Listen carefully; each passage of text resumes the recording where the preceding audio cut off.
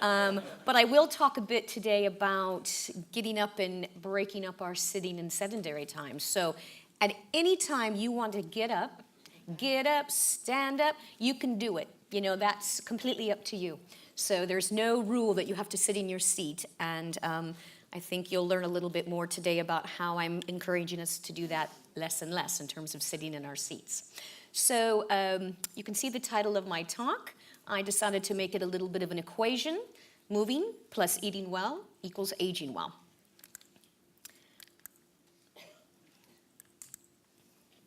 It's not working. Oh, there we go. Click. Now maybe they did it. I don't know. Let's try it. See? Is it me or is it them? Ah, there we go. Maybe it's just delayed. So I'm going to talk about a number of things today. And we'll have time for questions and answers, not only at the end, but I'm going to stay up to lunch. I'm going to be leaving at about 1:30 today. So if we don't get to all the Q&A at the session, I'm happy to have a chat, you know, during lunch or something, or during the break. So one of the topics I'm going to talk about is how active should we be to support healthy aging? I get that question a lot. Just how much do we have to do? What should we be doing?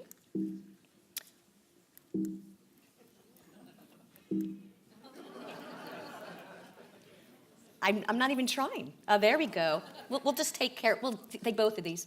What is a healthy diet? Get that question a lot too. What types of food should we be eating to support healthy aging? And then there's a questionnaire that I think you've gotten access to or you've been given it's called the UK Diabetes and Diet Questionnaire. I'll talk a little bit about that today. It's something myself and one of my PhD students, who's now Dr. Claire England, have developed. And I'll talk a little bit about why that questionnaire might be useful, even if you don't have diabetes or you feel you're not at risk. So, just a brief overview of what's considered the classic trajectory of us getting older and our physical function. So you can see on the left-hand y-axis is your functional capacity, or our functional capacity as human beings. And you can see across the lifespan, when we're young and in early life, our function keeps getting, higher, we're getting stronger, we're growing. We get into adult life, it tends to flatten out a bit. But then, of course, in middle age and a bit older, it starts to decline. Now, that's considered sort of the classic trajectory. You'll see the blue line is, in a sense, where we hope people can be.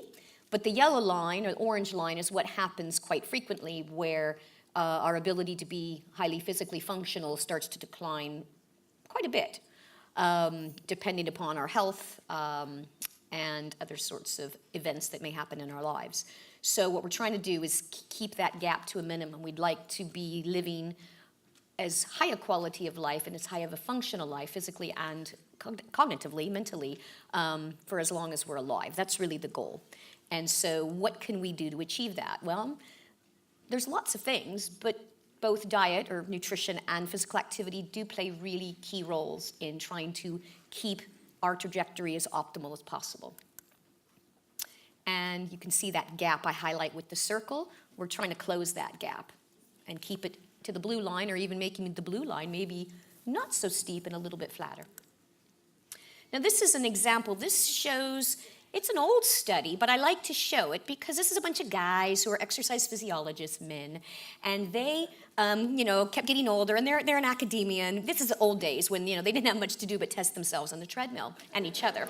So that's what they did for a long time. They taught their classes, and they did some research, and then every year, they did these, what they call VO2 max tests. So they tested their maximum oxygen capacity, their ability to be aerobically functional. And they did it pretty much every year, over 33 years.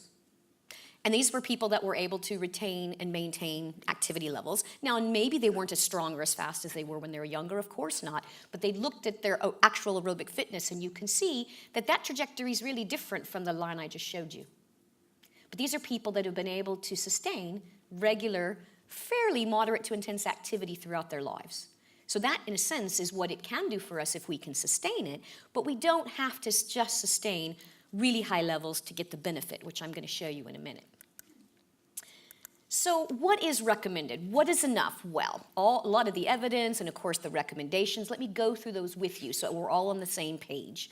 You've probably heard that we should do about 30 minutes a day, or about 150 minutes total for the week, of what we call moderate to vigorous intensity physical activity. So it's activities that can get you breathing a bit harder. You can maybe still talk while you're doing them, but get you breathing a little bit harder, get you sweating a bit. Those are the sorts of things that we should be doing. But we don't have to do them for 30 minutes at a time. We used to think you had to do them in 10-minute chunks so they didn't count. Not true. We're now finding that any bits of time that you can string together throughout the day make a difference and is important for your health. So you don't have to be rigid to say, I've got to do at least 30 minutes in a row or I've failed, so I'm just not going to do anything. And that's what a lot of people do. I can't do my 30 today, just not going to do it. I'd say get off your and go and do your 5, or 3, or whatever it happens to be. Now, the other thing that's been added to this, because particularly as we age, it's important, is trying to do at least 2 days a week of strengthening type of exercises for our muscles. So you don't have to necessarily go to a gym, but any sort of strengthening exercises. It could be exercise classes where you're doing some forms of strengthening exercises. It could be bands. It could be weights if you like weights. There can be even some a lot of things you can do at home. Even strenuous gardening if you're doing heavy lifting and things like that would be a strengthening exercise. So we should do that because one of the things we lose the most as we get older is muscle strength. And particularly for women, by the time women are in their 50s, most women aren't able to lift 10 pounds of weight over their head. They're not strong enough to do that. So that's not very old. I'm 56, so to me 50 and above is young. And the fact that women can't lift just a bit of weight over their head also means they can't get themselves out of trouble when they have it, or if they fall, it's hard to lift themselves up. So there's no reason why we should be losing the upper body strength. It's simply because we're not using our upper bodies. Now, the caveat is, particularly as we get older, for people who can't achieve that recommendation, it's to be as active as you can be for the condition that you are in your life. So if you have an illness or you have a disability, you have a condition that modifies how much you can do, maybe you can't always meet the guidelines, that's okay. So it isn't an either or an all or nothing. And I think that's the really important message. People get frustrated because they say, I'm not listening to the guidelines, they're completely unrealistic, and I'm not going to do them. Or some people are more active and they poo-poo them saying, oh, unless you do what I do, because I'm super, super fit, and you are, then it's not good enough. And that's not true. So the message really is anything you can do is better than nothing. So I'll show you some data that supports that. This was a large study that looked at physical activity levels and mortality risk in older adults. They used the term elderly, which I don't use, but that's from the study, so it's there. I try to be true to the science. So it was over 3,000 men and women, 65 years and older. What does this show us? This shows us the risk of early mortality. We know we all eventually die. So, none of us is at no risk for mortality, but it's whether we consider it relatively premature for the average life expectancy of a given population. So here, people that did no physical activity were what we called the comparator group. So they're given a number of 1. So just think of them as sort of the baseline comparator. So if you look at that, a mortality risk, and that's what we call hazard ratio. So if you were living longer than somebody who did no exercise, what would you expect that mortality risk number to be, higher or lower? Lower, that's right, because that 1 is the people that do nothing. So as you can see in the graph, they actually have the highest risk of premature mortality. So the people doing occasional, that's not even once a week, because the once a week it goes even lower, which means it's even more of an improvement. 2 times a week was really considered sort of the at least optimal to get some of that benefit to reduce the risk for premature mortality. And if you can see that, their risk was reduced by about 40%. So 2 times a week doesn't even meet the guidelines, but it shows you the message I said earlier. Going from doing nothing to doing something is the most effective thing to do. And if you can do more, great. You still get some added benefit, but you don't have to do the maximum to get the benefit. Does that make sense? Okay, good. So what's some new evidence that we're now starting to look at? We've been really hung up, really caught up into the moderate to vigorous physical intensity, physical activity world for a long time, because the evidence for a long time was indicating to us that you had to do at least moderate intensity activity or you weren't getting the benefits, the health benefits. But actually now we're seeing that that's not the case. We've got better measurement tools. So in the past, what we were using was quite crude, or it was self-reported, and it didn't really help us tease out different levels of intensity. We've now got better technology. Some of you might have been in studies or worn them yourselves. Not so much the pedometers or the step counts, but they're things called accelerometers. They're almost like a black box. They don't give you any numbers, but we get to see what's inside of them, and they're quite sophisticated, and they measure your movement in 3 different planes. They're quite useful. These have now shown us that light intensity physical activity does have health-promoting benefits. So that helps to add to that message even further. Even if you can't meet the recommendations for moderate to vigorous, we know that light physical activity does have a benefit. So again, it's really good to go from doing nothing to even doing light activities if you're not able to, or you might intersperse light, moderate types of activities. Also, there's an importance of doing what we call multi-component activities or programs. So they would be things that would combine activities that help us strengthen our balance, improve our overall muscle strength, our endurance, gait, so our ability to walk, and a range of physical function activities. And also includes recreational and social activities. So the programs that have this multi-component approach have actually been shown to be the most beneficial, particularly as we get older. So that's where I think your organization and a lot of the things you promote and you do are feeding directly into the new evidence that's now showing us this is exactly the kinds of things we want to be promoting and doing, engaging in as we get older, because those are the sorts of things that are going to help us optimize our health, our function. Yeah?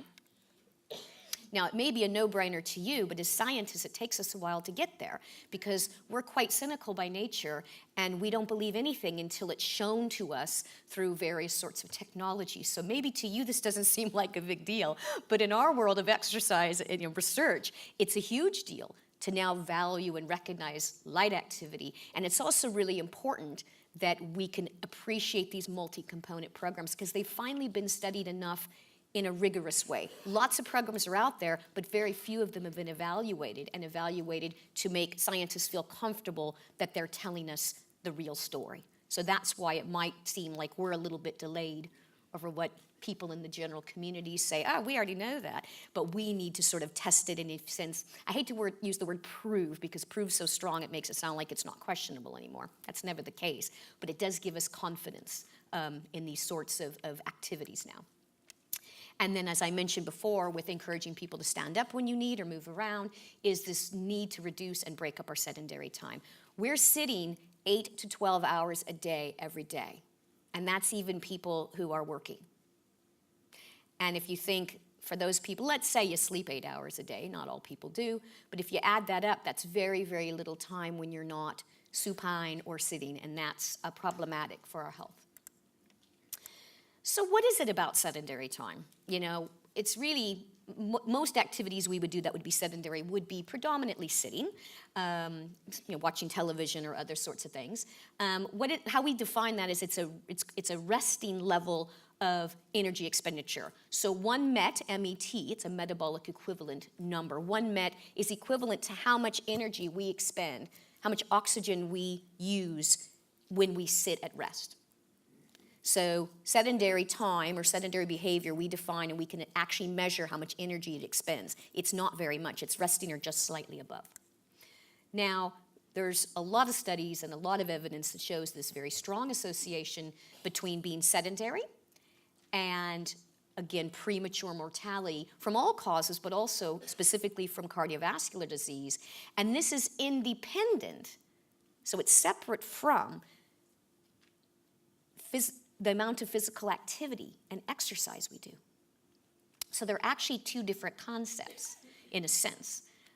We might think of them all along the same line, because in a way they're sort of on a continuum, but in terms of our health and our body, it looks like the body might respond a little bit differently. So if you're more sedentary, you have greater risk for obesity, type 2 diabetes, metabolic syndrome. But you can be physically active and sedentary. So don't be smug when you do your hour of exercise and you go home and you sit for 9 hours.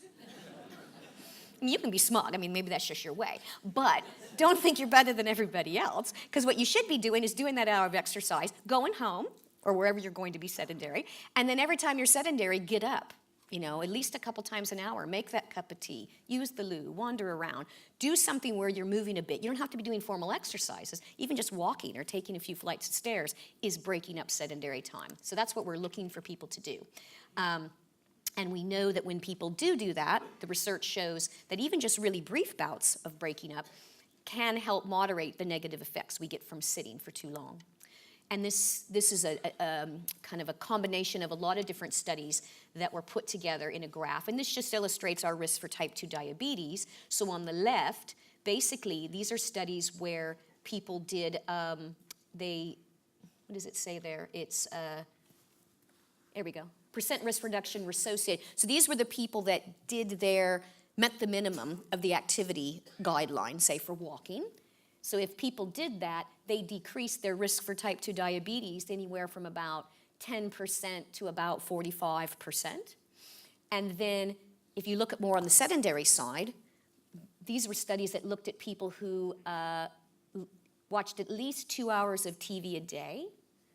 And you can see that they increased risk for diabetes when they did that by about 20% on average, but it ranged from about 20 to 40%. So there's the benefits to doing, this in this case, the walking and meeting those guidelines for the walking, but there was also some detriments, as you can see, with the sitting time. And normally, it's easier to measure people when they sit and watch television. We have a lot of good tools for that. There's arguments that sitting and reading might be different. It's definitely different cognitively. It's beneficial sitting and playing games. But remember, you're moving a bit when you do some of those things. Reading, maybe not so much. But I would never tell people to stop reading. No, ever. No, we wouldn't do that. So it's okay. Sit and read. You have my permission. And so they've developed this. This is a colleague of mine in the U.S., and they've developed a graphic here you can see for the overall message, kind of combining things. Because we know now that sedentary sitting isn't necessarily good. We want us to be active. We need to kind of do the combination of both. So it's walk more, sit less, and exercise. So they've got this triangle here where try to avoid taking less than 5,000 steps a day. So they've put it into a measure that most people can access for free. There's lots of different ways to measure activity, but most people have a step counter on their phone, and most people, not everyone, but most people do have a mobile phone these days, not all. But you can get little pedometers. There's ways to count your steps, or you might just have a certain distance that you walk every day, and you kind of know what that distance is, and you can do that. So try to avoid doing less than 5,000 steps a day and limit the prolonged sitting bouts. And then they've set the exercise into accumulating about 3,000, accumulate greater than 3,000 steps a day, with walking and other things. Now, some people say, well, I thought it was 10,000 steps a day. Well, that number is sort of arbitrary, so you don't have to meet 10. If you were doing 1,000 and now you're doing 5,000, that's brilliant. You've increased it five times. That's great. So don't minimize that. So again, you put it on the scale that works for you. And then the walking more adds in the extra steps a day, just doing any kind of walking. Doesn't necessarily have to be a set exercise bout. So you can see that combination is sort of around the 10,000 steps a day-ish mark, but it's breaking it up into a message that says you can get some of this by sitting less, you can get some by just kind of walking around, and you can also get some within your exercise. So again, it sort of starts to become a multi-component approach. So what's the bottom line? Do any amount of exercise or physical activity is better than doing nothing. That's the bottom line. Try to frequently break up your sitting time, your sedentary behaviors with moving of any kind. And engage in diverse types of activity, both physically and socially, because that's highly beneficial. And that is my message for the physical activity portion. We're going to do questions and answers at the end, so I'll move on to diet. But if you had any questions or things you were thinking, please jot them down, and then we can address those as we get to the end, yeah? Good. Okay, so what about our diet? What about nutrition as we get older? Well, I'll start with some of the things. I always like to have a hopeful message because there is a lot of hope and there's a lot of positivity. But I do like to point out some of the things that do happen, that change as we get older. They don't necessarily happen to all of us, or we don't necessarily have all of them happen to all of us. But they are things to be aware of and think about because they are changes that do impact what we can eat and how we eat. And then, of course, that affects our nutritional status, which in turn affects how well we move, which, of course, affects our health. So here's a circle of things that change as we get older. Our sensory perception declines, and I'll describe each of these in more detail in a moment on a bigger slide so you can see them. But our senses can dull or sharpen, depending. We get changes in both our mouth and our intestines. So there's a lot of changes there that impact on what we can eat and how we metabolize and store food. There's changes in our body composition, which is the balance between our body fat and our muscle mass and our bone. There's a reduced function of some of our organs. There is social isolation that can happen for a number of people. And of course, we just talked about the activity. Overall, when you look at population-based data, older adults are the least active segment of societies in Western societies. Does anybody know what country where the older adults are more active than everybody else? I'm hearing some China, but Taiwan, I think, is where we've got the data from mostly. But yeah, so kind of in Taiwan, they've got some data that shows the older adults are the most active segment of society, because even the young children are studying quite seriously, and they're inside and they're studying and they're sort of, very much valuing that academic experience. So it doesn't have to be the way it is now. We've gotten to this place, but we can always change it, can't we? So let me talk about each of these in a little more detail. So in changes in perception, our sense of smell and taste and vision decline. So these are linked with appetite, because eating is a multisensory experience. Eating food is not just a way to say, oh, well, I had to do it because I need the nutrients, or it's required. I wish I could just take a pill and make it simpler. There's a lot more value to eating than that, and if people aren't enjoying it, it's good to explore why that might be. But we do know we get reductions. We don't smell as well, we can't taste as acutely, and of course we have changes in vision. What implications does this have for us? Well, it reduces our enjoyment of food. So that's why a lot of people don't want to really eat much anymore, because they don't really enjoy food very much. It doesn't taste good, or it's difficult to chew, which we'll talk about our mouth in a minute. But also it limits our food preferences and choices. So it starts to change. I don't know about you, but I used to love sweet things, and now I couldn't care less, although I did eat that biscuit, no problem. But my preference is now savory, where for years I just wanted to eat, yeah, that's it, yeah, it was an oat biscuit, it was really nice. But I still eat sweets, but not to the level that I used to crave them, and now I crave cheese, and things like that. So I don't know that it's any better for me, but also it increases our risk of food infection or food poisoning, because we can't smell or taste if something's off. So that's why it's really important to read the labels and know those dates. However, we can't read the labels because it's hard to see them. So, it's like, how much more magnification I'm the same. I'm like, I can't even read this label. So that's a problem. But still, you want to pay attention to those use-by dates in particular. Because I know, and the thing is, we also want to save money. You don't want to throw out good food. And sometimes it is safe to eat something even a couple days after that date. But because you trust your smell and your taste to tell you if it's wrong or off, it doesn't happen that way as we get older very effectively. And also, a lot of people can't drive as they get older, so it limits their ability to shop. And they may not be able to prepare food the way they used to, so all of that can impact on us. Also, it's hard to read not just labels, but knobs and controls and all that stuff when we're cooking. So if it's not at the right temperature, that causes problems, not just with taste, but is the food safe to eat, or is it burnt? Then you throw it out because you can't eat it, and you're like, whatever. So those are some of the things that happen there. Now, our mouth and intestines also change a bit. We can't produce as much saliva, and so that reduces our ability to chew things effectively, to swallow, and of course, taste it. Not having enough saliva changes our taste perceptions too. So those all combine. We also secrete less hydrochloric acid in our stomach. Our stomach's like a bag just with got lots of acid in there, and it's brilliant.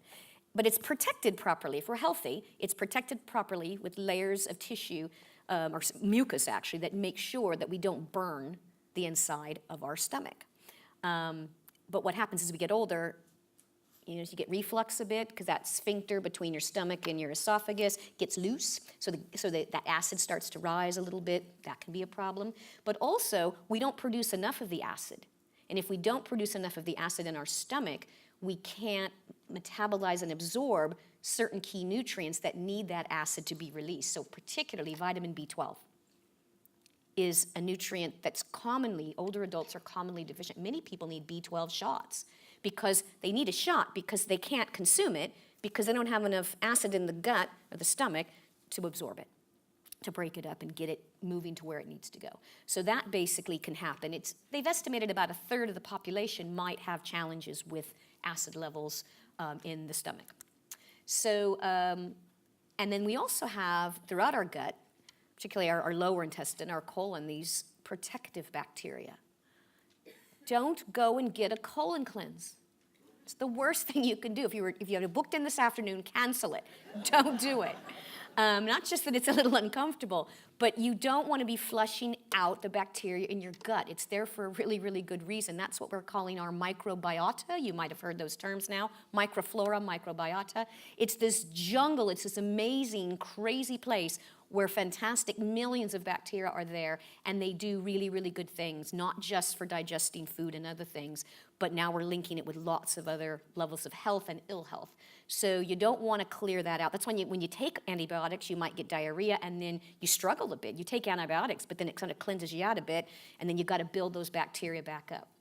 So to protect our immune function and lots of other things, we want to try to optimize the good bacteria in our gut.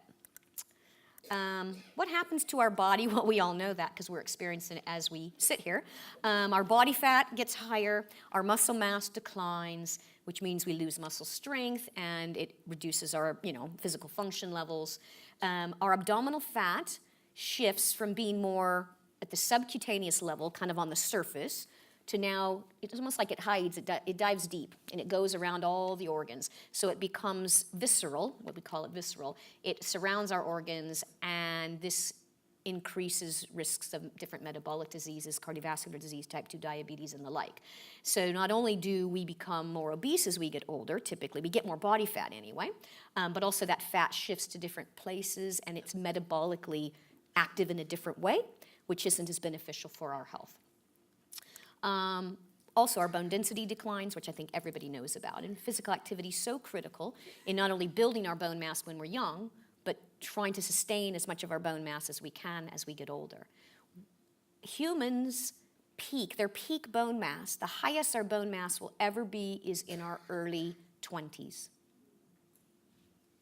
So if you didn't build it when you're young, then when you start to lose it, you start to lose even more. Men have usually higher bone density than women.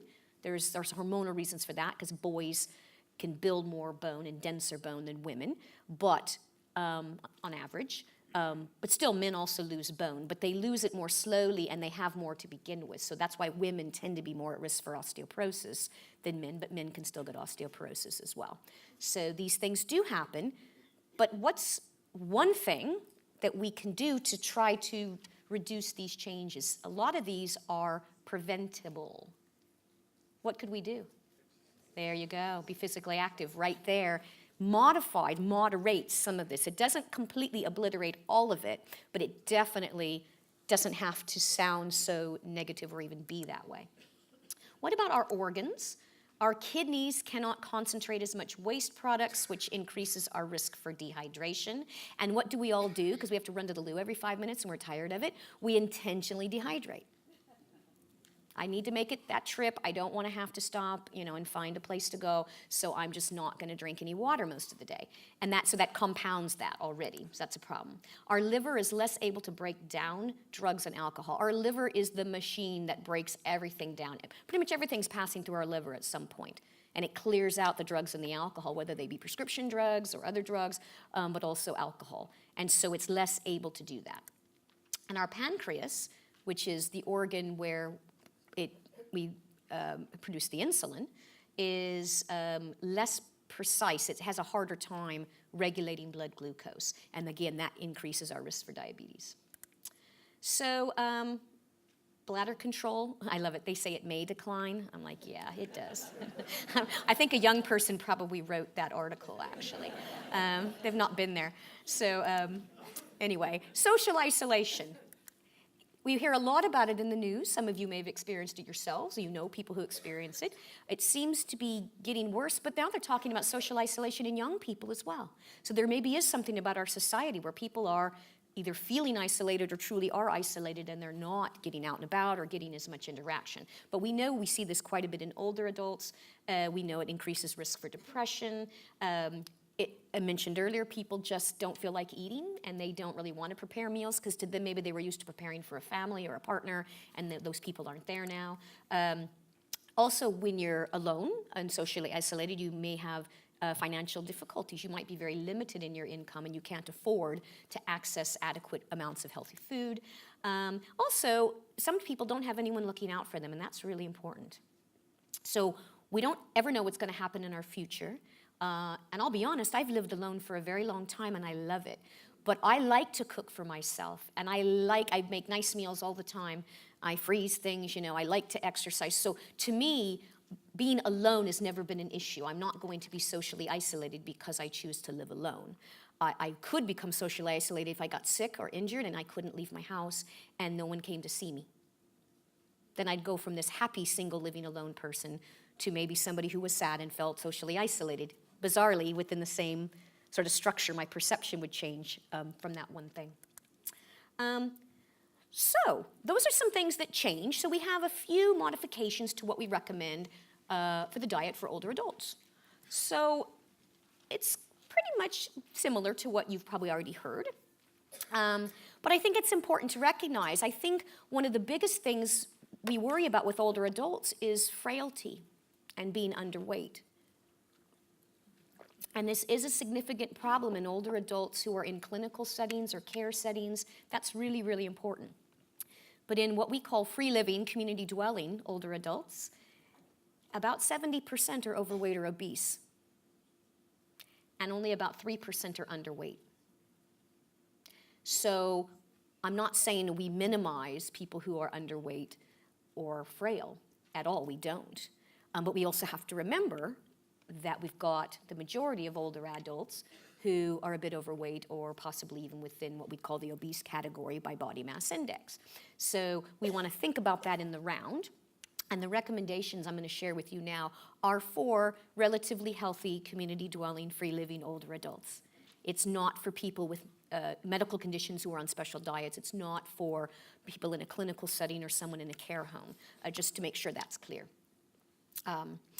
So if you really want to get kind of more up-to-date, decent, fairly easy to decipher information on nutrition and food and what we should be eating, these are the sorts of sources to go to.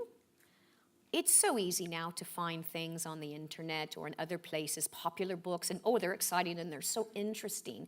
And they're really good at taking science that is real and then they twist it in a bizarre way to meet a certain approach that they feel we should take. So when anyone comes to me and says, I'm on this lemon-only diet and it's brilliant, and I'm like, well, good for it. And they're like, what do you think?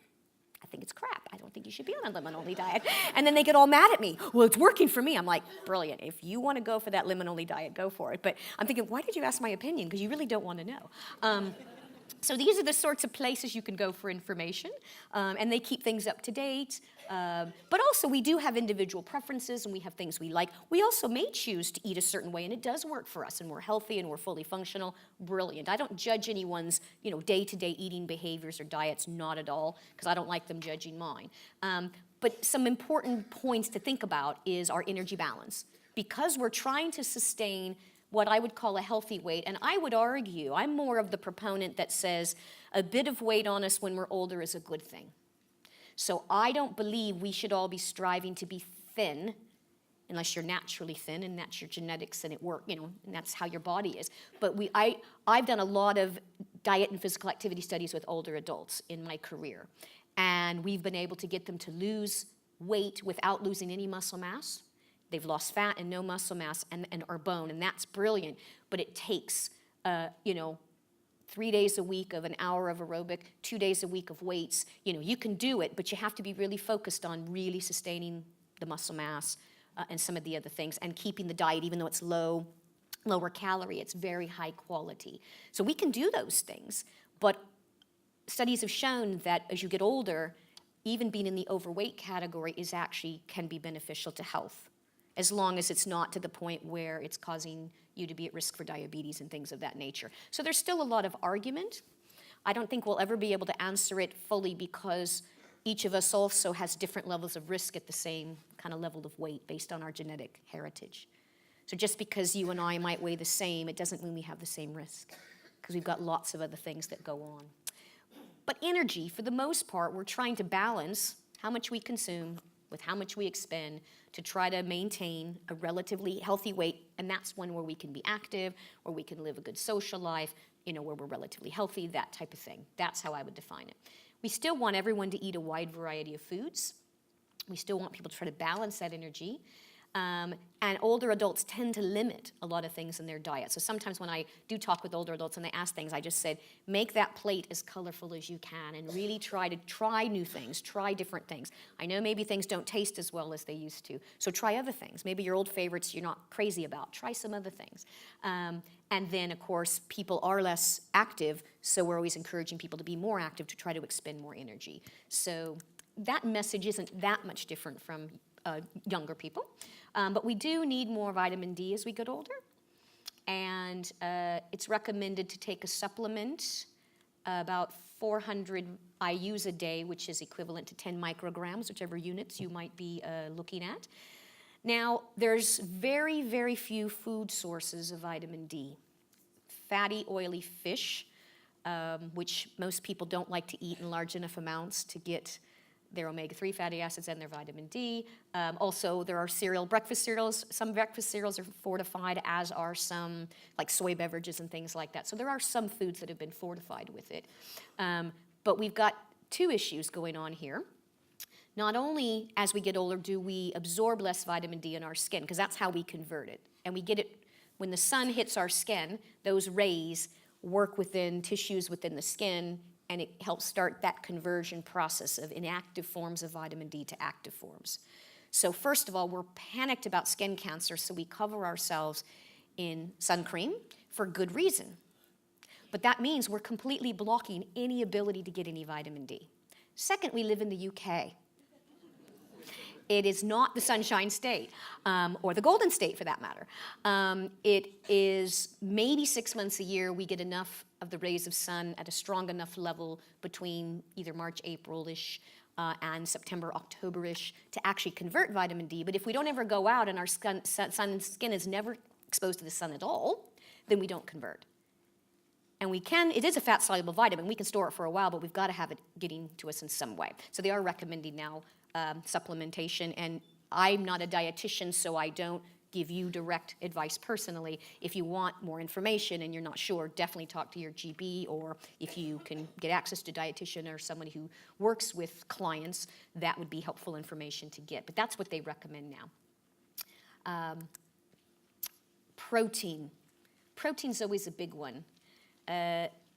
Young people are convinced there's not enough protein and they can't eat enough, and they want to be big, muscular-y and 6-pack, 8-pack, 12-pack, whatever they're trying to achieve, and they've got to do more protein. In a Western society like this, as long as we eat a wide variety of foods, protein doesn't tend to be an issue. Now, the current recommendation for older adults in the UK is 0.75 grams per kilogram body weight per day. And I'll show you a chart in a minute on converting that if you've got stones or whatever, your weight might be. So that's the current recommendation. However, there is a lot of evidence showing that maybe older adults might need as much as 1.2 grams per kilogram body weight per day. And more evidence is growing. And there's also evidence that active people need a bit more. So I wouldn't be surprised. I mean, we're slow to change guidelines because we like to stick with what we feel safe with. This is 0.75 has been a safe number for a long time. But I think there's enough evidence building. Maybe in the next 10 years, we might see a shift in the recommendation for older adults. What does that look like? So depending on how you define your weight, whether it be in kilograms or I put weight in stones and pounds here, because I don't know if that would be useful to some of you, but you can do the math, so I'll let you do that. So if you weigh, for instance, 70 kilos, which is about 11 stone, to reach the lower recommendation, or the current recommendation, which is the lower level that we've got here, you'd need 53 grams of protein a day. But let's say you go, no, I think I want to go with the higher number. I think I like Janice. I like that recommendation she made. I think I'm going to go for the 84. Okay. Now you might be saying, what does that mean? Like, what's 2 grams? What does that mean? So this next slide shows you what foods and about how much protein they have in them. So if you ate a chicken breast, and that chicken breast isn't very big, it's about 100 grams. It's about the size of my little fist, and I'm a small woman. That chicken breast would give you 32 grams of protein. You only need 53 at the low end and 84 at the high end. So that so if you ate a big chicken breast, that would be almost 2 times. You'd almost be up to not quite to the higher level. But if you ate a gammon steak, it's 24, a cod fillet, 18, mince burger. Again, and these are small. 100 grams is not very much. So when you actually eat what people serve you or maybe what you make at home, it would be quite a bit bigger. You also can get milk from, of course, protein from the dairy products, milk, whole skimmed, and you don't lose your protein content when you take out the fat. They're removing the fat, they're not removing the protein. You actually have slightly higher protein content in the lower fat milks. And then, of course, yogurts and cheeses. But you can also get, the key for older adults, and well, everybody really, is the quality of the protein. So you don't have to be a meat eater. You don't have to consume dairy to get quality protein, but then you have to learn how to, what we call mutually supplement, do mutual supplementation with different sorts of vegetable sources together, not always in the same meal, but over the course of the day, because combining those creates a situation where you have complete proteins, not just in all-in-one food, but it might be through the combinations of those foods, you get all the amino acids that you need, so it would be similar in quality to if you did eat meat or dairy. So you can do this as a vegetarian or a vegan. You just have to be very conscientious, and you have to really think about how much you're eating, what you're eating, and the timing in terms of the total day. But other than that, it's the same old story. And people hate this story because they think it's boring. Like, it's so boring. You just tell us to eat healthy and, eat a wide variety of foods and have lots of color on your plate. Yes. And I'm saying it again. It's not magical. It's not one food. It's not ginkgo biloba berries. It's not, blueberries. It's not kale. Are those things good? Yeah, they're brilliant. But those things are not what's going to reverse aging. There's no such thing as reversing aging. You stop aging because you die. But you don't, that's it. The reversal isn't happening, at least not on the inside. Now, people are doing it on the outside, but they look, that's up to them. So it's the same old story. Wide variety of foods, like I said. The 5-a-day message is good, although probably 7 would be better. But most people can't do the 5, so I say, hey, go for what you can achieve, I'll shoot low for you. That's okay. And also, try to not have them all be fruit. Fruit's so nice, isn't it? Yeah. But if it's 5, try to do 3 veggie and 2 fruits. If it's 7, try to have, 4 or 5 veggies and they're not huge portions. 80 grams is not a huge amount. It's a small kind of handful of some, a medium size, apple or something like that. It's not a huge amount. So if you ate a big giant bowl of vegetable soup that you made, you're probably, getting close to at least 3 a day right there for your vegetables. Less saturated fat and less added sugar. There's natural sugars in fruit, that's fine, but it's the added sugars. And we still are arguing about saturated fat. Now we're hearing maybe it's not so bad, maybe it's fine, maybe it's good. I think there's probably differences between the types of saturated fat, because fatty acids are like people. There's lots of different kinds, and they don't all have the same characteristics. So just because they call it saturated fat doesn't mean it's identical to everything. So probably the saturated fat in red meats and maybe pork and things is probably different. We know it's different, and the human body probably responds to it differently than, say, saturated fat in dairy products, because there's been some evidence that maybe the fat in dairy products isn't that harmful. But when it comes in meat, there's some other issues. So again, it doesn't mean you can't eat those things, but it's about moderation, balancing things out. And really, I think the added sugar is it's added calories that have no nutrients we don't need, and it just does a number on your teeth for sure. So, and it's we want to keep our original teeth for as long as we possibly can. So that's important. And again, try to eat amounts that support a healthy body weight and a regularly active life. And then there's guides. The Eat Well guide, it's everywhere. It's really nice if you happen to eat off a plate. And I don't mean that jokingly, because a lot of cultures don't eat from plates. I work with a lot of people, and they make big pots of things, and people pull from those pots. They eat collectively. And so some people say, that doesn't work for me because I don't put it on a plate. So then I work with people to think about it in a different way, about how they do it.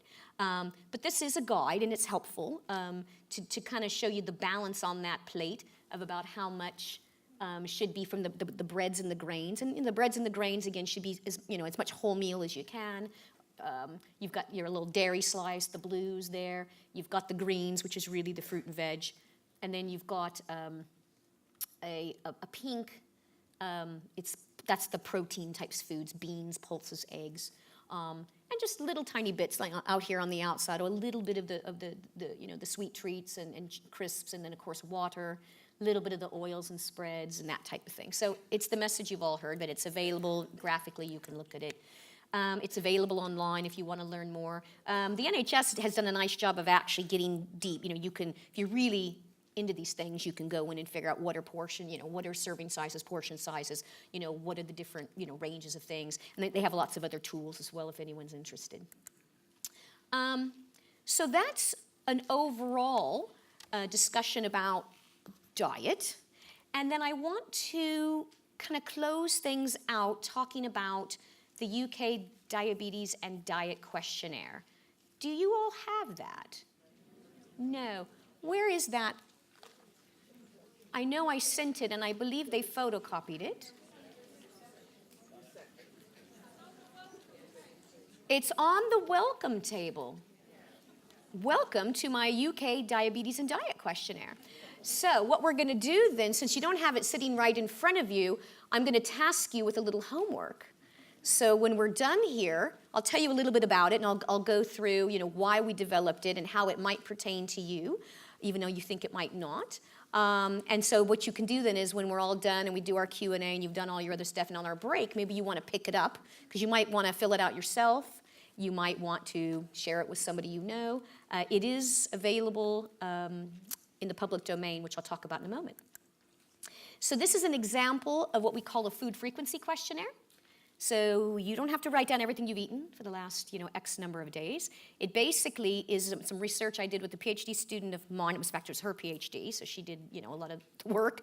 And we wanted to develop something that was UK-based, and we wanted something focused on the foods and the eating behaviors that we could show or illustrate are linked with diabetes risk, either lower risk or maybe poor glucose control in people who have diabetes. So we wanted it to be evidence-based and not just be a few questions about fruit and veg, because they're important, but we really wanted it to be scientifically linked.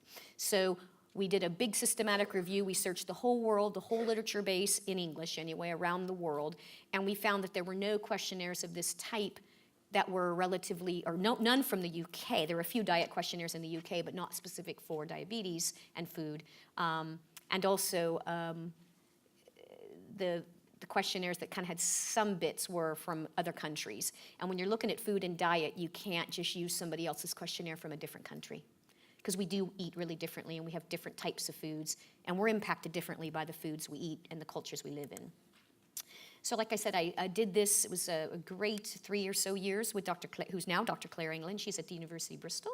And we did the original work and tested it with people who are either at risk, so they had established risk for diabetes, what we call pre-diabetes or impaired glucose tolerance. And also people she had been working on a trial, randomized control trial with patients with diabetes, newly diagnosed. So we had access to lots of people, either at risk or with diabetes. And we did lots of measures of their diet. We had them actually weigh and measure everything they ate for 4 days. And then we also tested out our tool. Now this tool was developed not just by us, but we did an early stage where we asked lots of experts, dietitians, GPs, patients themselves, a range of people to say if we were trying to get something down to about 20 or so questions, because that would be considered brief in our world. If we wanted to do this, so we started out with like 50 questions, and we tried to get rounds of people helping us whittle this down. And we also then looked at the evidence. We had people's diets, we had this questionnaire, and then we had their metabolic health. We had all the numbers in front of us to say which foods and behaviors are more closely associated with certain types of eating or certain kinds of foods. And we could look at their blood sugar and things like that. And then we also included things from the literature. We know from research what kinds of things seem to be associated with either higher or lower diabetes risk. So we pulled it all together. And we developed this questionnaire, which you'll get to see once you are able to pick it up.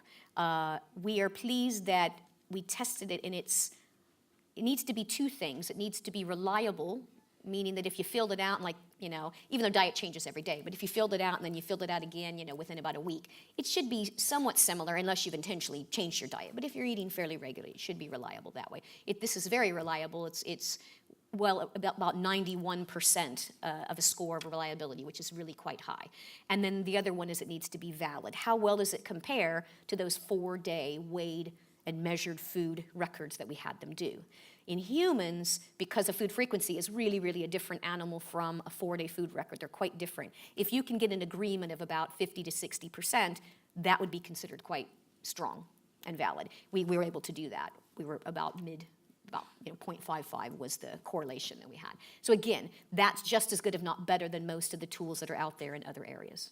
So we felt strongly, and now we've expanded it, and we've been utilizing it across really diverse groups around the UK, across Birmingham, with lots of different groups. And we're finding that people can use it, they find it very useful, and it can be used across a lot of different cultures. And we're always making minor tweaks to maybe how it looks and things like that. But why would I bring this up here? It's not a diabetes conference, and a lot of you may not have diabetes or you feel you're not at risk. But I show you this graph to indicate diabetes and its risk. Before I do this, it's hard for me to see with these lights. Show of hands, who thinks that their risk of diabetes is pretty close to zero, that you really feel you don't have much risk at all? Okay, that's quite a few of you. Who think you have kind of a moderate risk, maybe? Okay, good, all right. There's actually no such thing as zero risk of diabetes. I'm sorry. It doesn't mean you're going to get it. That's not what I'm saying. It means that we all have the potential risk, but of course, again, we've got genetic heritage, we've got lifestyle factors, we've got even individualized responses to food and environment that we're just starting to finally explore a bit to try to understand that alters our risk, either higher or lower. Even people at high risk many times don't get it. Even though they've got the genetic heritage and other things, they don't get it. So it's not that it's guaranteed one way or the other, but when we say people are at low risk, that means you're at low risk. It means you have less of the risk factors, or very few of them. You're active, you're at a healthy weight, you're eating properly. That's all really, really good. And that's what I do, even though my dad had type 2 diabetes, so I'm a double the risk because of a direct relative who had it. But my hope is that I won't get it. And I've got siblings who don't do anything, and they're quite overweight, and they don't have diabetes either, so I don't know. But I like exercising and eating well, so there you go.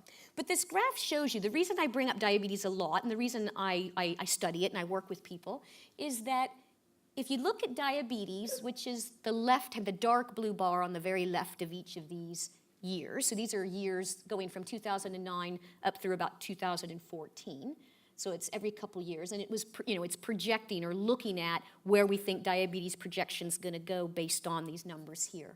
And then the light blue, which is the second bar in, is cancer, all forms of cancer. So if you look in 2009-10, we had over 5% of the population with diabetes and about just over 1% of the population with cancers. And then if you look at 2013-14, it's actually, if I look at the number now, it's gone even higher. So this is an older projection. I think our current numbers are, I don't know, 7 or 8%? Maybe it's 6.5. But that projection is going steadily, not just as predicted, but maybe even sharper. And cancers are rising a bit, but not near as much, and it's still relatively low percentage-wise for the population. That doesn't mean cancers aren't important. That doesn't mean we shouldn't treat them, fight them, do everything we can to either not have it or survive it. So I'm not minimizing any disease over another. I bring up diabetes, though, because of its prevalence and how widespread. They're predicting that by the year 2050, at least half of the UK population will have diabetes, type 2. And a lot of that is because of our obesity levels and our lack of activity. And we're also living longer, and our pancreas doesn't function as well as we get older, so that's another compounder, that adds to that risk. So I don't want to depress and leave it negative in any way, shape, or form, because the good thing about type 2 diabetes is it's preventable. Or even if you have it, it's manageable. And that's what's really helpful, because there are some conditions that we get or diagnosed with that we don't have as much control over what we can do. With type 2 diabetes, we have a lot of control over what we can do, both for prevention and also for management. So I share this tool because some people just like to have a diet tool and they like to see, how well they're eating. It's fairly straightforward to fill out, pretty quick and easy. Most people 10 or 15 minutes to read through it. People can self-administer, they can fill it out with somebody else. But as I mentioned, there's really no such thing as zero risk for diabetes. We all have different relative risks, but we can all do something about that and do lots of things, which I already talked about today, through the diet, through the physical activity, to reduce that risk. And these are the sorts of things, I guess, which I tapped upon. So it's really just a reminder, an overview of, we can't make our pancreas any more functional as we get older. We don't have a magic pill or surgery to make our pancreas more functional as we get older, but we can try to sustain a healthier weight. Even if we're a bit overweight, we can stay active, or try to be as active as possible, and that makes a difference. And so give it a go.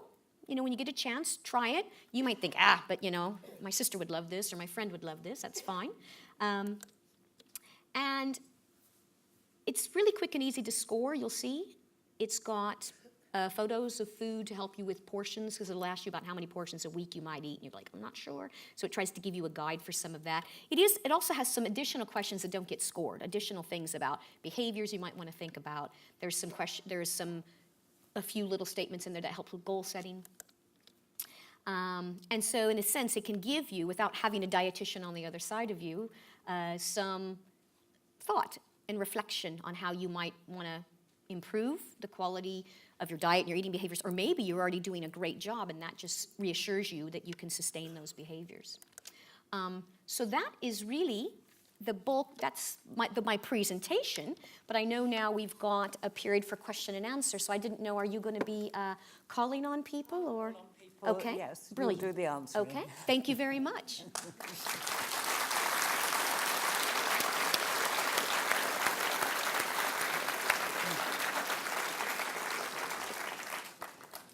Can we have some lights, please? And also, as a reminder, they're going to bring around a microphone. If you do want to ask a question, they're going to bring around a microphone. Please wait till you get the microphone before you ask the question, because they are recording us. So if you just ask your question without the mic, they can't hear you, I can't hear you, and then they get upset with me up there. So don't let that happen. So yeah, speak into the microphone so we can hear you. Right, any hands up? One in the front here.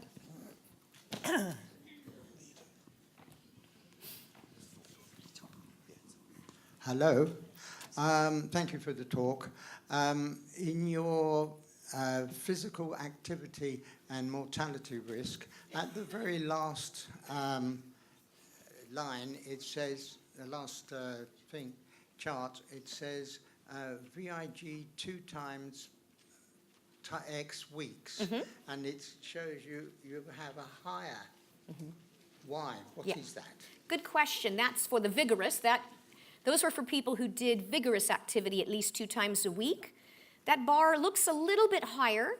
It was not considered statistically so or necessarily even that reliable a result because there were very few older people in that sample who were doing more than 2 times a week vigorous physical activity. So of course, we have to report it because it's data. People have to report their data. But the authors did make it clear that that doesn't actually indicate a true increased risk. If we had a higher sample, then we'd have confidence, or that number might be very different.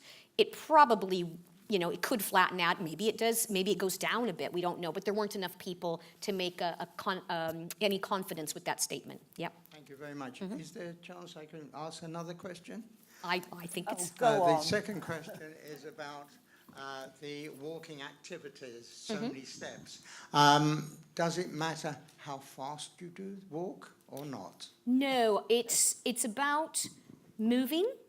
And so, of course, if you walk faster, you get more steps in a shorter period of time as well. So, but the bottom line, it is around how somebody chooses to walk and what works for them. Because we all have a self-selected pace. Our self-selected pace does tend to slow a bit as we get older. But again, it's also very individualized. But no, it's basically just the message is more of the steps. And the intensity, it's nice to get a little bit higher. And so if you can walk a little bit faster for some of it and get your heart rate up and breathe a little bit more for part of it, great. But that doesn't have to be the whole thing. So it's probably just a mixture. But it is really just moving and stepping. Thank you very much.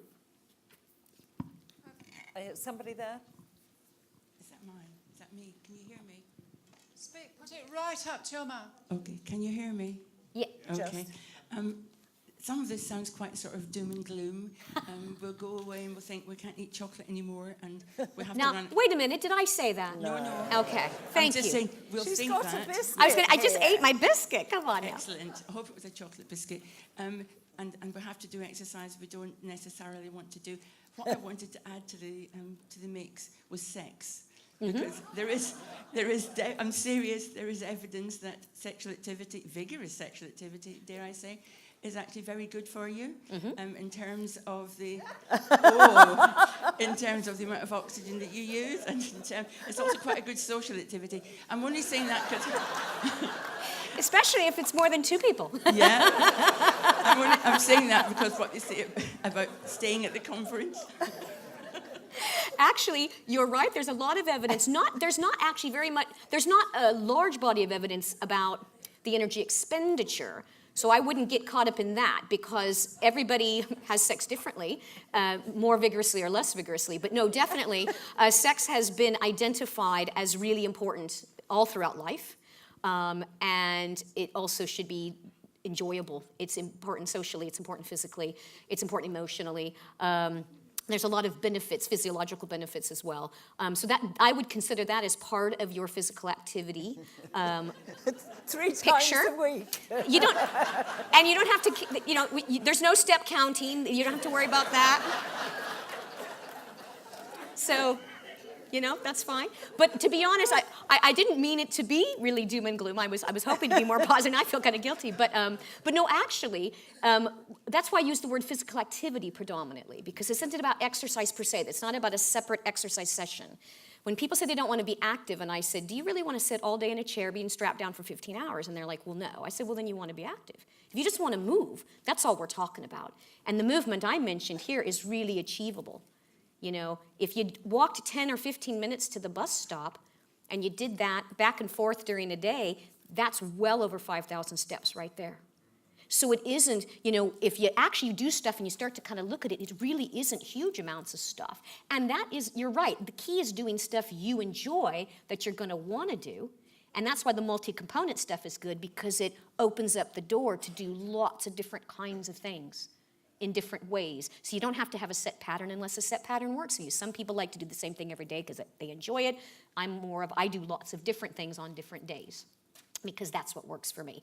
And that's why the wide variety of diet, we still included the sugars and the sweets and stuff. It was just, I didn't say you couldn't. The recommendation is try to eat less of them. But it's just, if people tell me, you know, I'm going to die one day, and I don't want to die not having had cheese or a piece of chocolate. And those are decisions I make. But what I don't do is eat a chocolate bar every single day. But, you know, everybody's different, and maybe that's your treat, and that's brilliant. So, but I do eat biscuits every day. Somebody up there. Lindlebond, Chesterfield, U3A. I just wondered if we can get your guide, the UK DDQ. Can we get this digitally?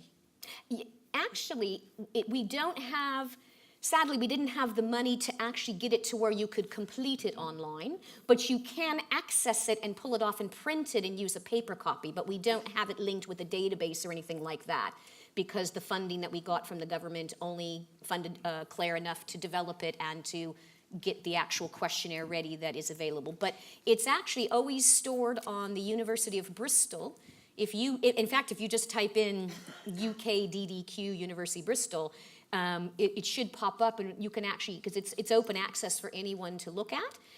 You just have to print it out to fill it out. There's not an electronic means to do that. We'd like to get to that point. We're still trying to get funding to do that. So that's hopefully in the future. Thank you. Lady there. Joan Miller from Radlett U3A. You have a study on mortality risk. Do you have one on quality of life, or does anyone else? Mm-hmm.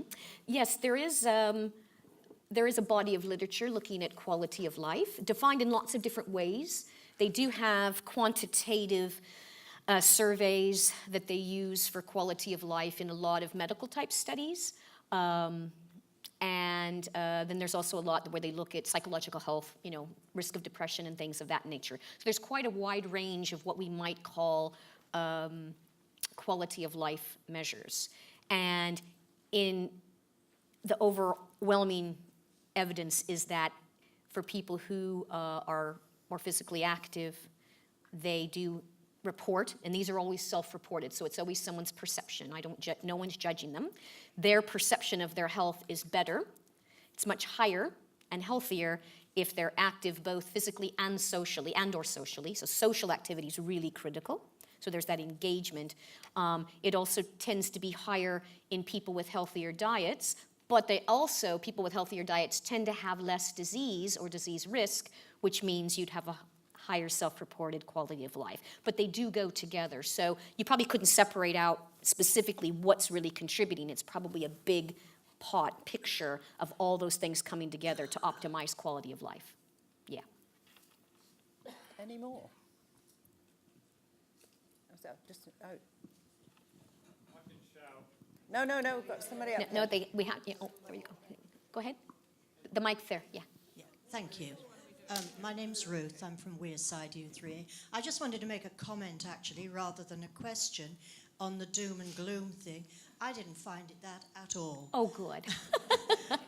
I found, actually, that it was positive and achievable things that were given to us, and not in the slightest bit preaching at us. So thank you. Oh, good. Well, thank you. Thank you.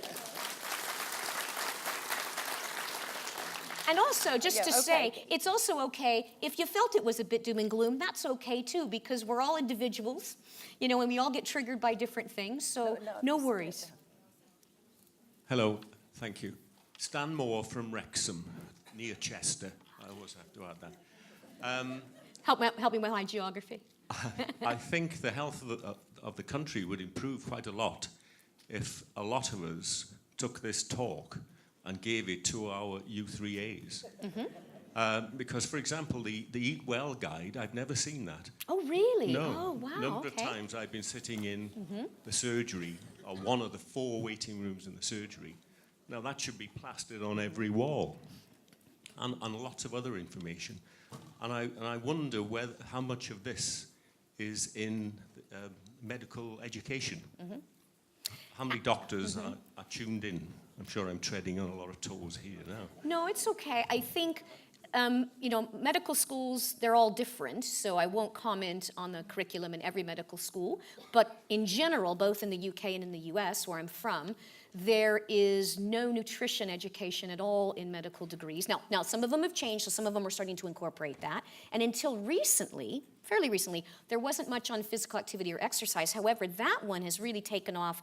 Nottingham Medical School actually delivers and has very specific education now on exercise and physical activity as one example. I think others are doing the same. There have been courses developed for medical schools and medics to get educated. Now, a lot of medics are interested in this personally or for their clients or patients, so they also then learn many times in addition. And once they're trained, they also then will get additional training in various ways. I give a lot of talks to medical groups as well.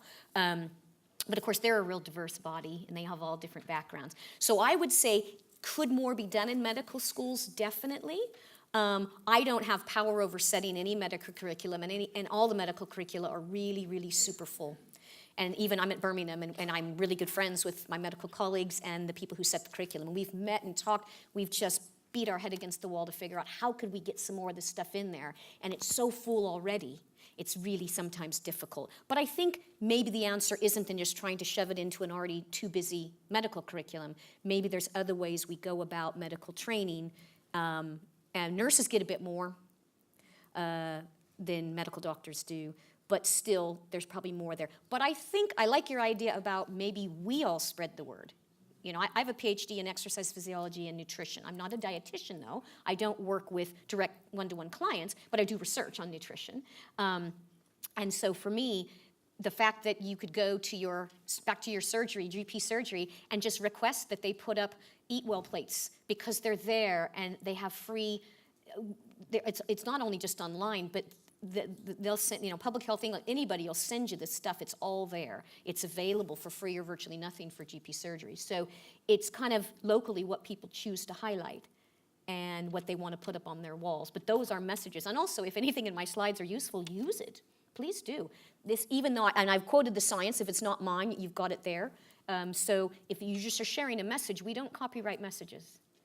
We copyright Any chance graphs. of having a copy of your, a digital copy of your talk? A digital copy, I can, yeah, I don't see any, I don't see any reason why you shouldn't be. Everything, like I said, everything that's not mine, I believe I put a reference on. So I wasn't taking for credit for something that wasn't mine. No. I'll go back and double check that, but once I've done that, I'll check the images to make sure there's nothing that I've been naughty about using that I shouldn't have. I do that sometimes. Before we have any more questions, can you make sure, please, you give your name and your U3A? And those who've already asked questions and not done so, it's my fault for not reminding you, could you possibly just see Francis Beckett, who I believe is down there, I can't see him, or wherever he is, just to give him your name and U3A if you've already asked a question. That would be very helpful. Great. So from now on, name and U3A, please. Somebody there? Is this on now? Yes. Joy Wingfield, Westbridgeford, U3A. In a previous life, I was a pharmacist, and I find now that all my U3A colleagues ask me questions which they don't seem to want to ask the doctor. Mm-hmm.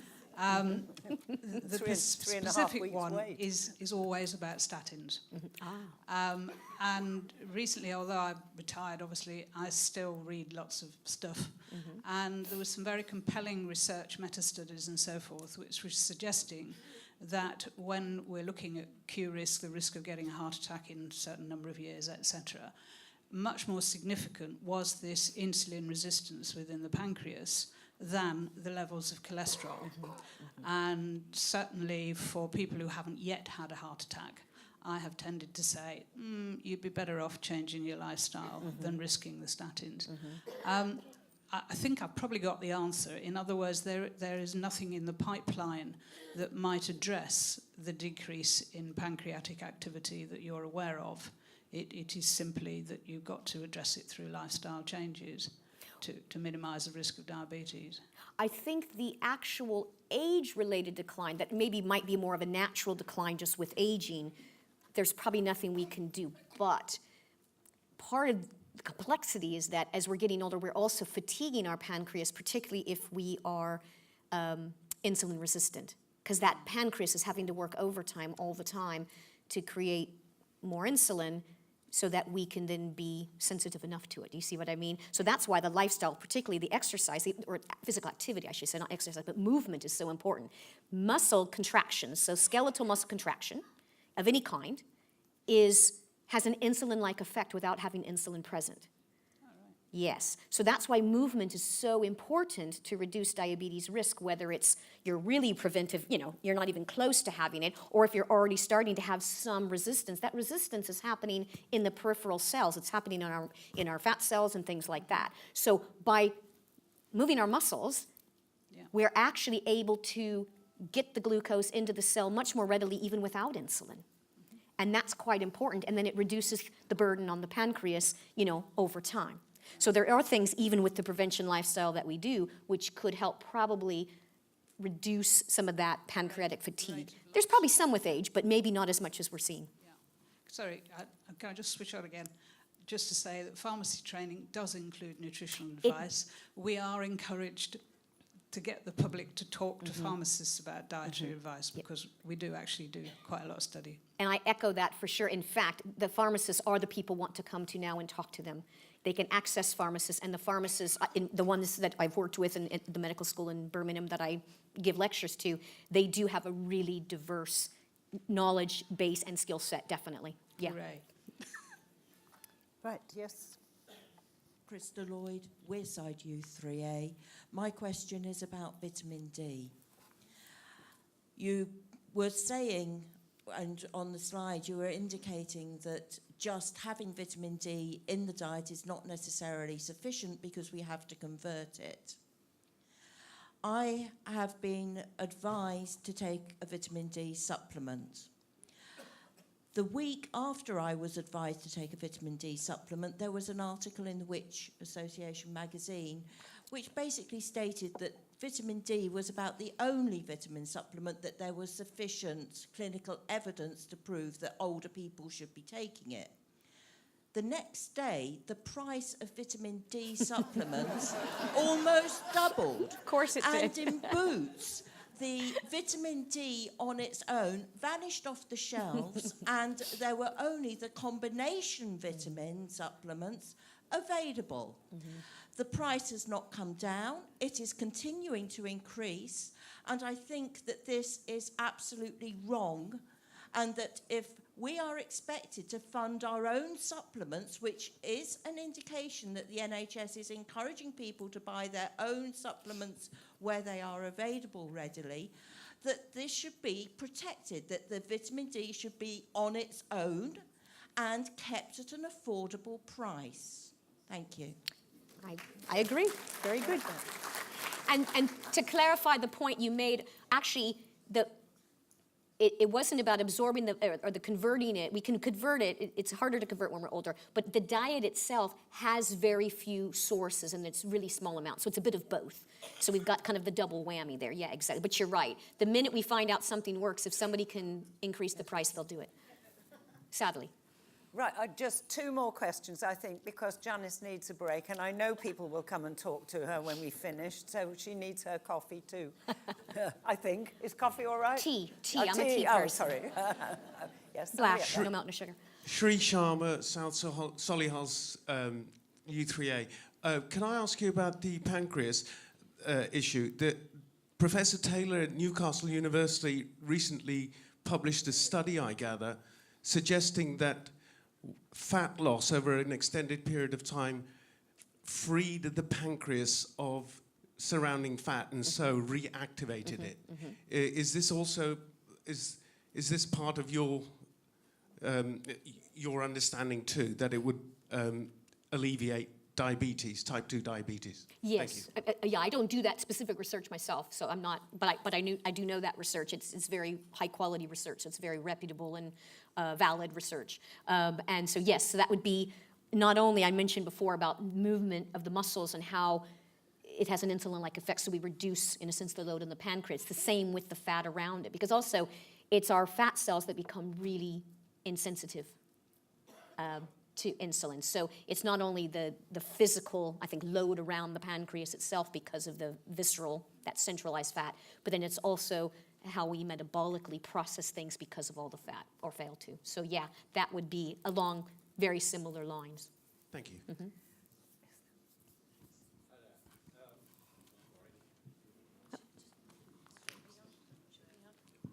I think it's on. Okay. Done. Mike Hollingsworth, Bramhall U3A, Stockport. You gave the message about the achievability of behavioural change. If you take a large population of moderately overweight older people, which is easier to achieve? Increase in physical activity or alteration of diet? Are there studies with evidence? No, there's no. Well, I've done plenty of interventions like you mentioned, but we didn't actually try to tease out one or the other because both are quite important to health, and because I do both, studies either study nutrition or they study physical activity, but a lot of times they don't either put them together or put them in the same study. Does that make sense? But I can try. I hate to generalize and stereotype, so please forgive me. But there is some evidence from the weight loss literature, so this would be the wider weight loss literature, in terms of ways people prefer to lose weight. So that's the literature I can go on with you. I don't have a study that's done the same study and compared them in older adults. But across the lifespan, when you look at weight loss studies in adults, the more preferred way to lose weight in studies with women is diet. And the more preferred way in studies with men is exercise. Now, I hate to say that because I know plenty of men who hate to exercise, and I know plenty of women who love to exercise, and vice versa. But there still seems to be some indication of that. And I don't know, we've not studied why that might be the case, or what is it about, maybe it's the messaging and the way we work with people about how to lose weight or how to do other things. There might be a socialization around it. But I also find in humans, this is not just men, men or women. Humans tend to want to punish themselves, and we're bad and we're terrible, so we want to do something extreme, not only to get the quick thing, but because we're bad and we need to be mean to ourselves. And I think that's where like the really reduced diets and all that kind of stuff, or the really extreme exercise, people go there because it's almost like a penance, because they're a bad, sinful person because they've allowed themselves to get fat. And I think that's where that attitude about overweight and obesity isn't helpful to anybody, because it's not, we don't choose to be overweight and obese. We don't choose to have diabetes. People say, oh, it's all within our control. Some of it is and some of it's not. We don't all start from the same level playing field. We don't all have the same income. We don't all have the same culture or social connections. There's now evidence that we have a genetic tendency to be active or not, or a genetic tendency to choose healthier foods or not. So there is probably even a genetic component. Doesn't mean we give up all control and say it's not my fault, but at the same time, I don't like to point at individuals and say, if individuals would just change, the whole world would change. Because we're swimming upstream. We're those salmon that's struggling because there's crap food everywhere, and it's impossible to be active, and there's all kinds of things working against us, and then we're expected to somehow overcome that like that. So I don't know if that's helpful in any way, but yeah. Very last one. Hi, David Clark, Canterbury U3A. Your talk's been fantastic. Thank you for offering to make the electronic version of it available to us, albeit edited. Yep. That's great. I also see we've videoed it, and I do hope we can take that video, because it just won't be as good if one of us does it instead of you, so we can show the whole thing. Thank you. So actually, with that, I don't really need to say thank you, do you? You've done it for me. But I think we probably know most of these things. They're in the back of our mind somewhere, but I think it's great to be reminded. And I am saying to myself, right, I'm going to have more time now because I'm going to finish as chairman, so I must take the dog out more often. I must go a bit further. I must eat less. Sorry. So I think it's a very, very good reminder to us all. And again, like I say, go off and preach the gospel. Please do that in your U3As or in your families or wherever. So Janice, thank you so much. Lovely delivery. Absolutely wonderful, wonderful talk. So thank you so much. Thank you. You must be ready for a cup of tea. There you go.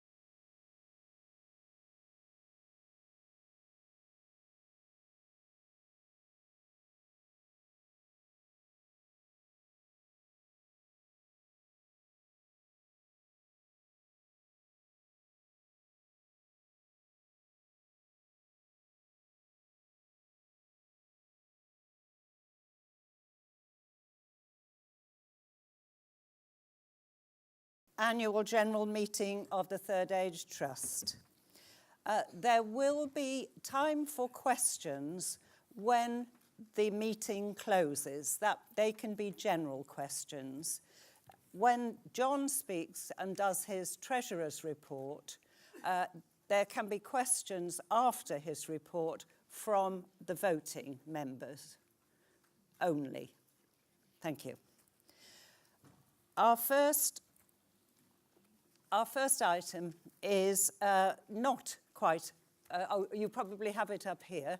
It is the appointment of tellers. And the tellers are Judy Briggs of Arnold U3A and Jane Matheson of Teesdale U3A. I would like a proposer, please. And would you give your name and your U3A? There. Yes? Thank you. And a seconder? Your name? We got that? Thank you. And can we take a vote, please? All those in favour?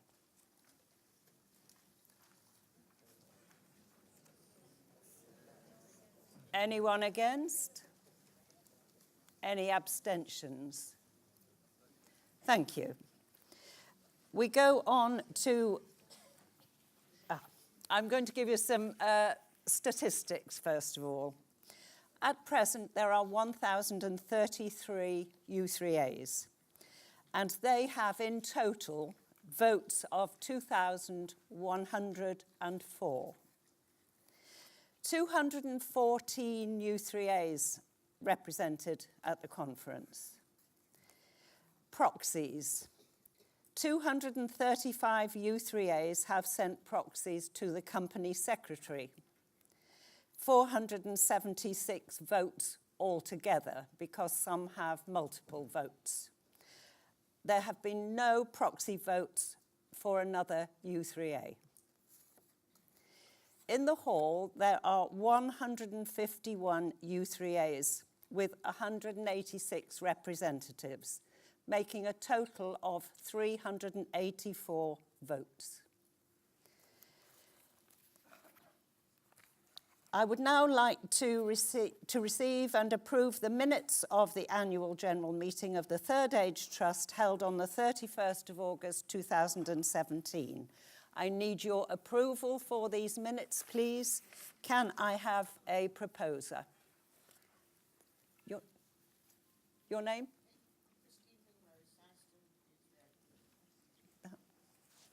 Thank you. A seconder? Yes, please. Thank you. And now, all those in favour, please vote. Anyone against? Any abstentions? Thank you. What's this one? These are the proxies. Right, there have been 431 proxies to approve these minutes. 41 voting people have abstained. Why?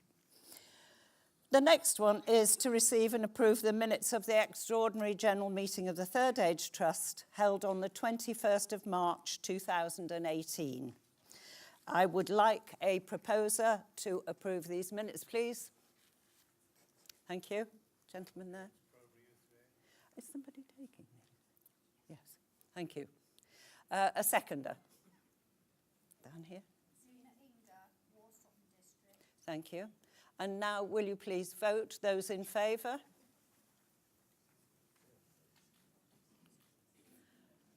Those against? And anyone abstaining? Right. Can you just hold your hands a little? How many does that look like? 4? Thank you. With it? Right. And for this one, there were proxies of 426 in favour and 46 abstaining this time. Thank you. Am I on to me? Right. I'll go over here, I think.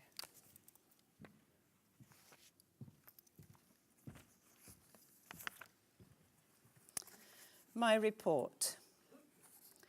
3 years have flown, and at the end of my chairmanship, it's inevitable that there are many thank yous to be said, but I'll leave those to the end.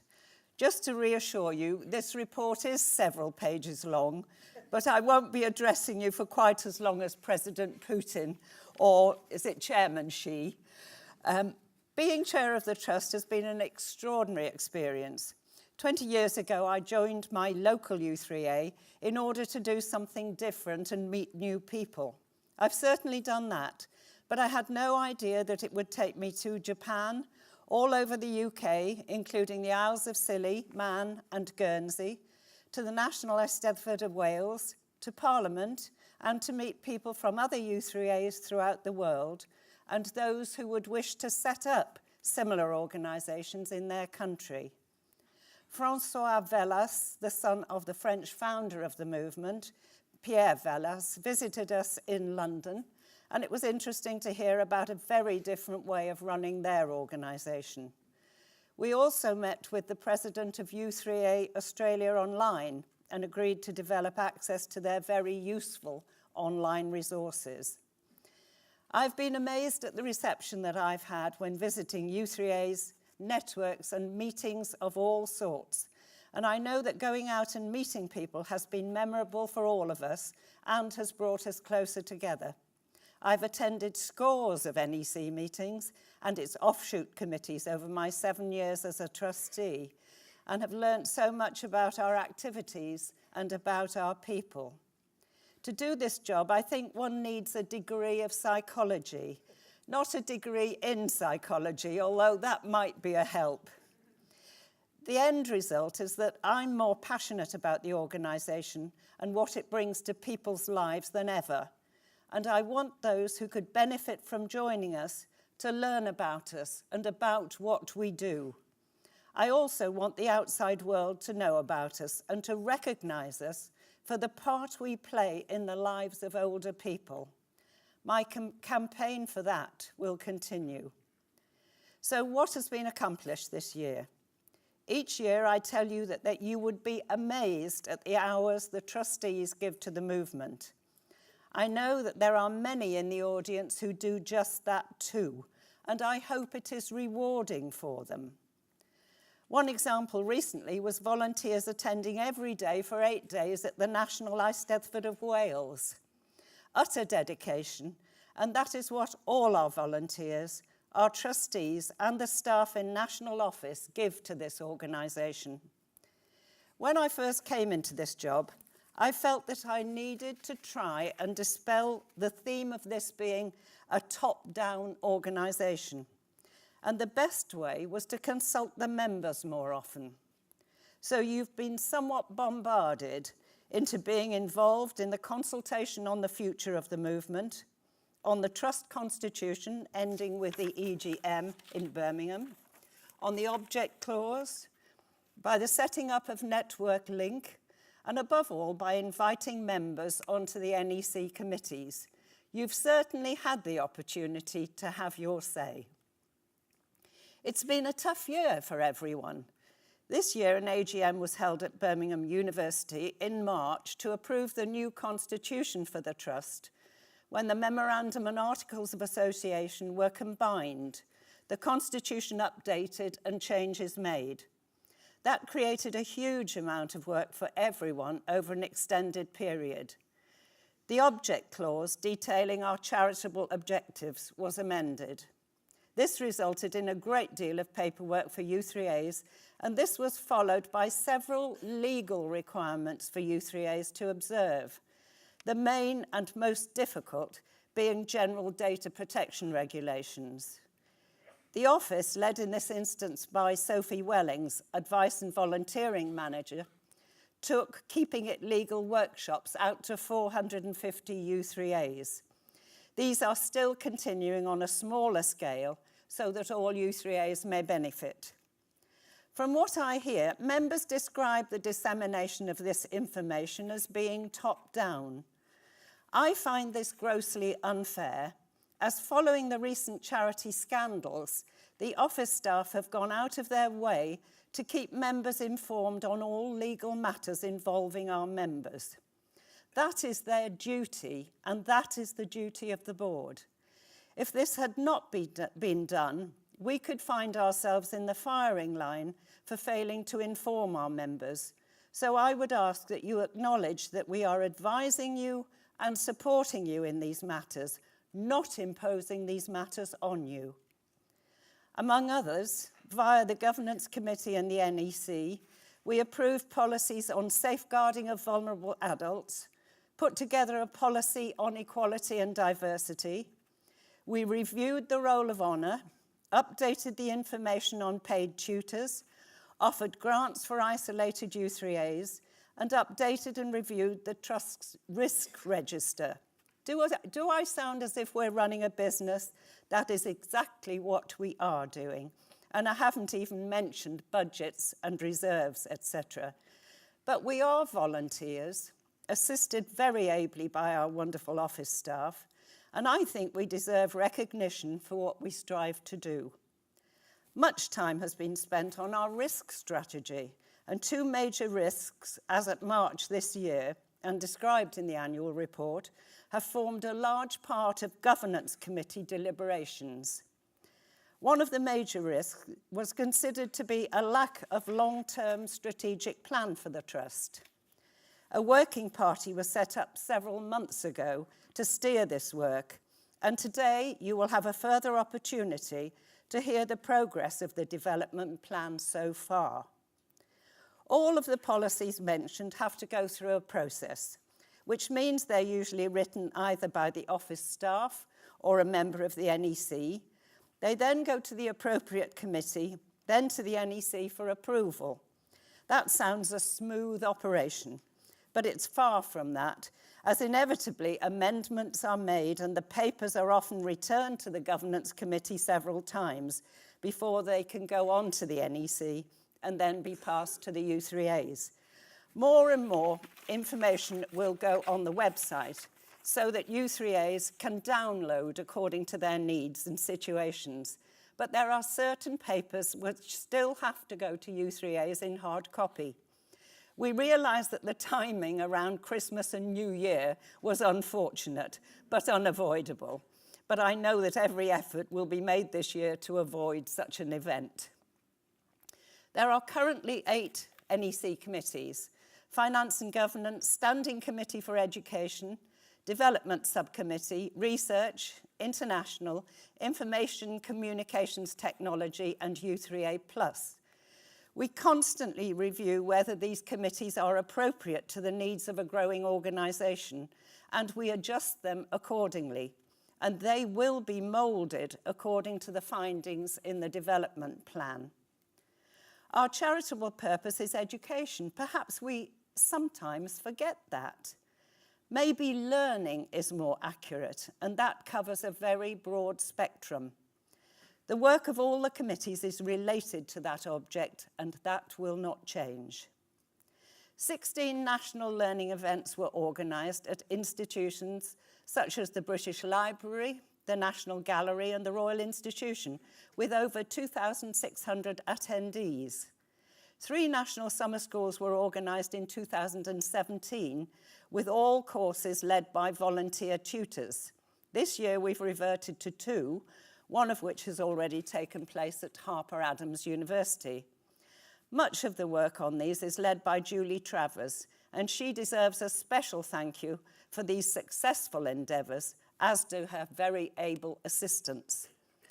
Sources Online has been launched as a platform for subject advisors, shared learning project coordinators, and research ambassadors to share online learning resources for their groups. The hard copy sources will continue until February 2019, and after that, the educational aspects of the movement will be moved to Third Age Matters and online. A national monthly newsletter has been launched to inform individual members about what is happening in the movement and to highlight special events for members. This requires individual members to sign up, but also goes to all U3As. If you have not yet signed up, please do, as it's yet another avenue of communication which has been created to better inform members. Ian McCanna, currently Vice Chairman of the Trust, felt that following the consultation on the future of the movement, members had expressed great interest in networks, which were becoming an integral and active resource for U3As. So he set up Network Link, a forum where groups such as networks, clusters, and any neighbourhood grouping could have a voice. Members generally find these groupings more useful than the larger regions, as they are a local and accessible forum for exchanging views and experiences. Following a review of resources currently being used by members, the Resource Centre service will be changing and undergoing a 6-month transition period to become a resource hub that will include recommendations from members on MOOCs, TED Talks, educational downloads, as well as the traditional DVDs, books and recordings. And also research undertaken by U3A members will be included. The current Resource Centre had a large number of DVDs available, but a relatively small percentage was used, and bookings for these will remain available. Subject advisors will be asked to identify which DVDs should remain part of the future hub. The Trust wishes to thank all those past and present who gave their time, effort and enthusiasm to this service. With the availability of so many courses online, the Trust is considering how best they could bring all these elements together on one online platform in order to provide an educational resource for the members. Work has begun on this and will be progressed in the near future, although it is a very costly project and will require sizable financial resources. I mentioned Third Age Matters and would like to thank Francis Beckett for his years of dedication to the publication. Its readership is the envy of many, many editors. Also, thanks to the members of the editorial board who support Francis so ably. The magazine will undergo a refresher next year, taking into account membership feedback, so look out for that. We have made some very interesting contacts this year, and I trust that some of you will have shared in the workshops organised by Dr. Lynn Corner, who unfortunately was unable to be here, but Helen and Alex ably ran the voice workshops. Also, Carenza Jenkins. I first met Lynn Corner when introduced by John Lloyd 2 years ago. Lynn is Director of Voice, based at the National Innovation Centre for Ageing at Newcastle University. Voice is an organisation that aims to capture the public's vast experience, ideas, expectations and opinions to inform and challenge ourselves and the world around us through opportunities for lifelong learning, in identifying needs and developing solutions for an ageing society and participating in projects and trials. Carenza is Director of the Office of His Royal Highness the Duke of York and is Project Coordinator of IDEA, the Duke of York's Digital Enterprise Award scheme, and is responsible for strategy and delivery of the scheme. A pilot was set up with some U3As to test the scheme, and I hope many more of you have learned about how the scheme can be used in your U3A. The Trust has supported research ambassadors who develop relationships with universities, which has resulted in prestigious programmes such as the Citizen 800 project with the Royal Holloway University of London and the Health Tax projects. The Trust also supported shared learning project coordinators who are currently assisting members to develop local research projects that have a learning outcome. The institutions involved have greatly appreciated the many and varied skills offered by their U3A partners. On the practical side, U3A Plus aims to help support and advise U3As to ensure that all members can access the informal learning and the many activities in their U3As, regardless of impairment or disability. Several members of the U3A Plus committee have disabilities themselves, so are able to directly relate to the problems and solutions. The U3A Plus website offers advice based on experience to help U3As to make it possible for those members to continue to take an active part in the life of their U3A. Whilst the number of new U3As has decreased over the last few years, member numbers continue to rise. A working group has been looking at the gaps in the country to ascertain where it might be possible to seed new U3As in order to provide that information to regional trustees who are most familiar with their regions. On the other hand, some U3As are finding it difficult to encourage members to serve on their committees and require help with strategies to mitigate this problem. To this end, an army of volunteers is being built up to help with matters such as troubleshooting and supporting local U3As, setting up new U3As, working alongside regional trustees, and facilitating workshops on U3A-related matters. International links have continued to be forged. Several members went to the IUTA conference in Barcelona this year, when Melanie Nash of South East Leicestershire U3A presented a paper on the delivery of education within U3As in the UK. Members had been asked to submit papers, and Melanie's was chosen for the conference. Yet another example of bringing members into committee activities. China continues to be very interested in both the French and the UK systems. We've had discussions on how it might be possible to set up U3A in the United States by Americans, I hasten to add, not us.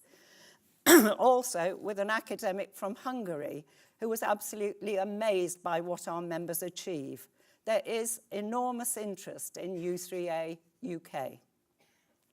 We're a volunteer organisation and have thrived because of the hard work and dedication given to the movement by our volunteers. In order to demonstrate how valuable they are, the Trust will commence work towards investing in volunteering, a quality mark that demonstrates that good practice is being achieved in this movement. To all you volunteers, and that is all of you, I want to send you my heartfelt thanks for making this organisation what it is and what it stands for. I know how much time is given by members, and the results are awesome. So please keep on doing it, and please encourage others to join you. Another project which engages the NEC constantly is Beacon. In fact, the IT committee has had little time to do anything else during the past year. Beacon is an incredibly successful project created by members with well over 200 U3As now using it and more waiting to go onto it. Rarely do we hear any criticism of it, so it has obviously answered the needs of many U3As. Assisting with migration onto the system and with ongoing queries, both administrative and technical, we have to thank a band of amazing volunteers. But, and there is a big but, the workload is unsustainable for the lead volunteers in particular. So a review of all aspects of Beacon is therefore being commissioned at present, but meanwhile the search for willing volunteers continues. A staff member has been appointed to cover the technical support aspect of the system. You all have the financial report up to the 31st of March this year, and John will guide you through it.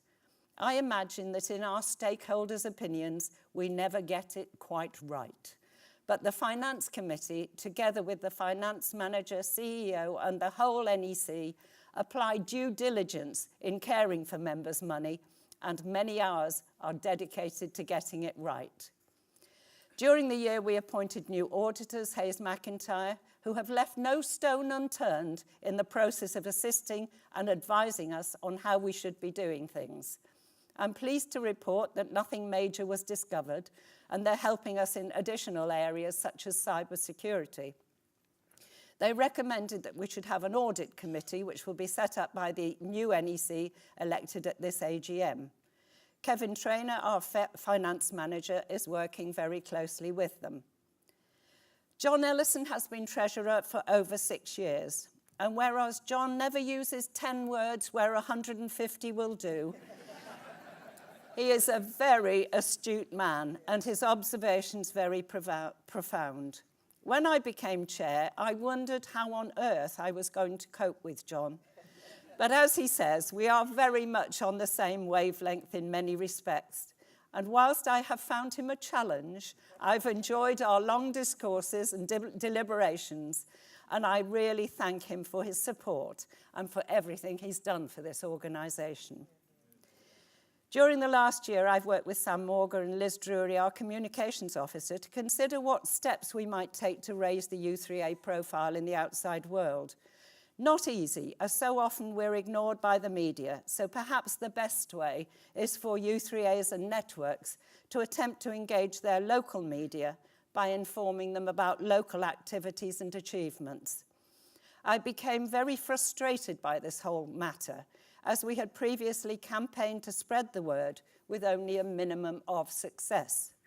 I spoke to my MP, who suggested a reception in the Palace of Westminster, to which we could invite the great and the good in the world of education and lifelong learning in particular.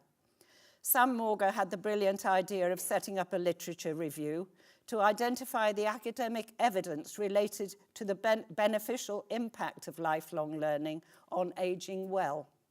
Following the setting up of local focus groups based around the country, where members described the impact the U3A had on their lives, all the findings were collated and fed into an impact report demonstrating the value of the U3A movement, and so Learning Not Lonely was launched in the Houses of Parliament on the 10th of July this year. The report has been sent to all MPs, educational and healthcare organisations and associated charities, and interest is growing, with invitations to attend open meetings throughout the country to share more information.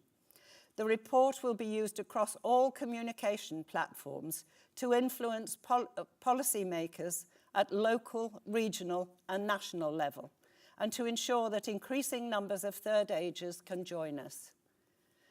I want to thank you all for your support throughout my years as chair. It's been overwhelming. I want to publicly thank the incredible staff at National Office, the NEC, and in particular Ian McCanna, who has worked so closely with me over the past year. I confess to Ian that I sit watching TV with my iPad constantly to hand, and sadly, he said he does the same. I've had a wonderful 3 years. I've met the most incredible people who've constantly inspired me with new ideas and huge enthusiasm, and I will miss the stimulation of endless emails. And I hope that I've served the movement well, and I will go on being an ambassador for U3A as long as I am able. I would not be true to myself if I did not bow out on a controversial note. During the many consultations with members, it's been reported to me, and I have heard them myself, and this is the objections to the word university in our name. I have to say it's never been a problem for me, and I don't think it should be a problem for you. Instead of being negative, let's be positive, but let us understand why we should be positive. Eric Midwinter sees no need for a change, and I think it would be an insult to him to attempt a change. There are also technical and legal reasons anyway why it would be very difficult to change the name. It would be incredibly costly, and why should we spend members' money on such an exercise when your subscriptions could be used much more beneficially? It is our legal name, and Charity Commission is not inclined to grant permission for such a change for the reasons people state. Instead, we need to sell U3A positively. Don't dwell on the name, Tell the world what we do, how U3A has changed the lives of so many people, how they would have been utterly lost without it, how it has changed our lives. Describe what members contribute to the movement. Tell them that we have 424,314 members and 1,033 U3As throughout the UK, and that they should come and give us a try. Encourage them to learn, laugh, and live with us and see the difference it makes to their lives. Thank you.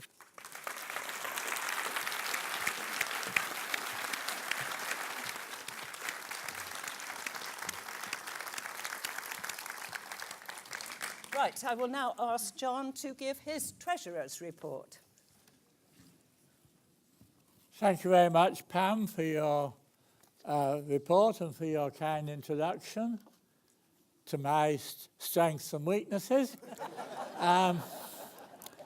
So what I'm going to do now is to go over not the annual report. There's no point, there would be no sense in me trying to summarise the very detailed annual report which you all had for quite a few days, quite a few weeks, a week or two indeed.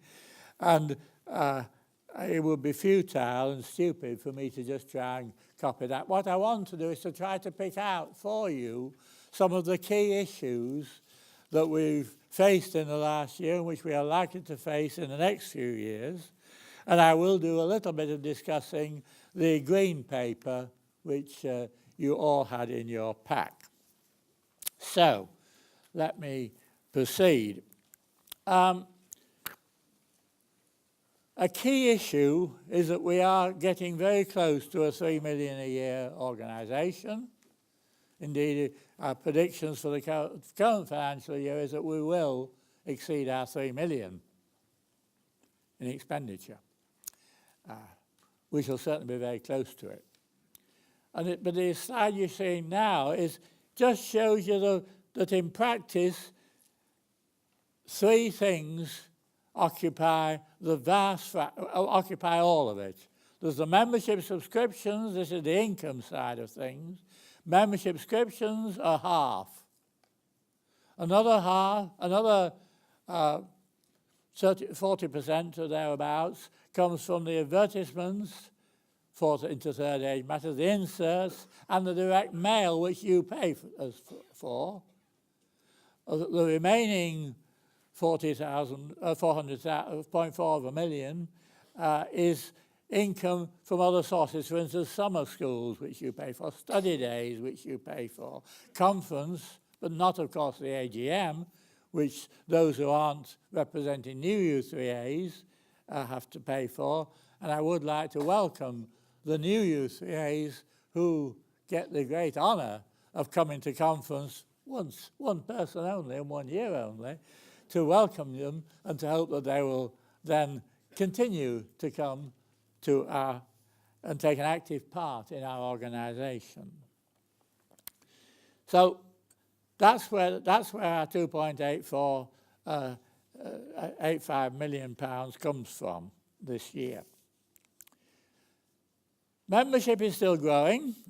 If you look at the incremental number, so I have to be very careful. People say our membership is growing. It's true, of course. People also quote what our membership is, and that isn't true. Nobody has the faintest idea what our membership is to within a few percent, because all we know, and all we can ever know, is the number of membership subscriptions that are paid to the trust. Now, some people are paying more than one membership subscription. I'm pretty darn certain that some people are not being paid for at all. So there's absolutely no way that I believe the exact numbers. And I would caution you that there's probably several percent of uncertainty. I'm pretty sure that our true number of members is slightly lower, but even that I'm not absolutely confident of. I've got some worries about U3As. Anyway, that's a minor problem. But nevertheless, based on these figures, in other words, dividing the amount of money by £3.50, then you get an answer. And that answer is within errors is 20,000 extra membership subscriptions have been received by the Trust in each of the, on average over 3 years, which is in fact the same over the last 10 years, and is not much different for about 12 years. So for some magical reason, completely unknown to me, and I suspect to anybody, the actual membership of the movement grows by 20,000 per year. Don't ask me why. If you know, let me know. I'd love to know. I don't believe you know either. So the next question, and I want to get to slightly more specific matters. And we have this year done a much more careful assessment of the arguments for what our reserves ought to be, because this is a duty on all charities. I'm very well aware that most U3As don't do this, and I'm very well aware that if they did, the vast majority of our U3As would be horrified about the size of their capitation fees, because the only thing you can do if you're getting too much money is to reduce your membership fees. And if U3As are charging more than they need to run, they shouldn't be charging it. Anyway, that's an aside. But reserves, we did quite a careful exercise, and the way we did it was to consider the sort of thing that could result of really bad happenings. A complete failure, a serious failure on the trust part, a complete collapse in confidence in the trust, all occurring at bad times of year. The risks are completely different at different times of year, causing and trying to then shut down activities without getting yourselves into going bankrupt, because that's the one thing we don't want to do, is to go bankrupt. So if you do that, we did it independently. Two of us did it independently, both of us with some financial knowledge. I was one. And the other was another trustee who is well experienced in these areas. By a sheer miracle, I don't claim this is any reality to reality, we came almost to the same answer. I mean, by almost, I mean within the £20,000 level. And remember, we're now talking about a £3 million organisation. I don't believe that this was genuine. I mean, our accuracy is nothing like that. But nevertheless, it did give us quite a bit of confidence that probably the numbers weren't complete nonsense.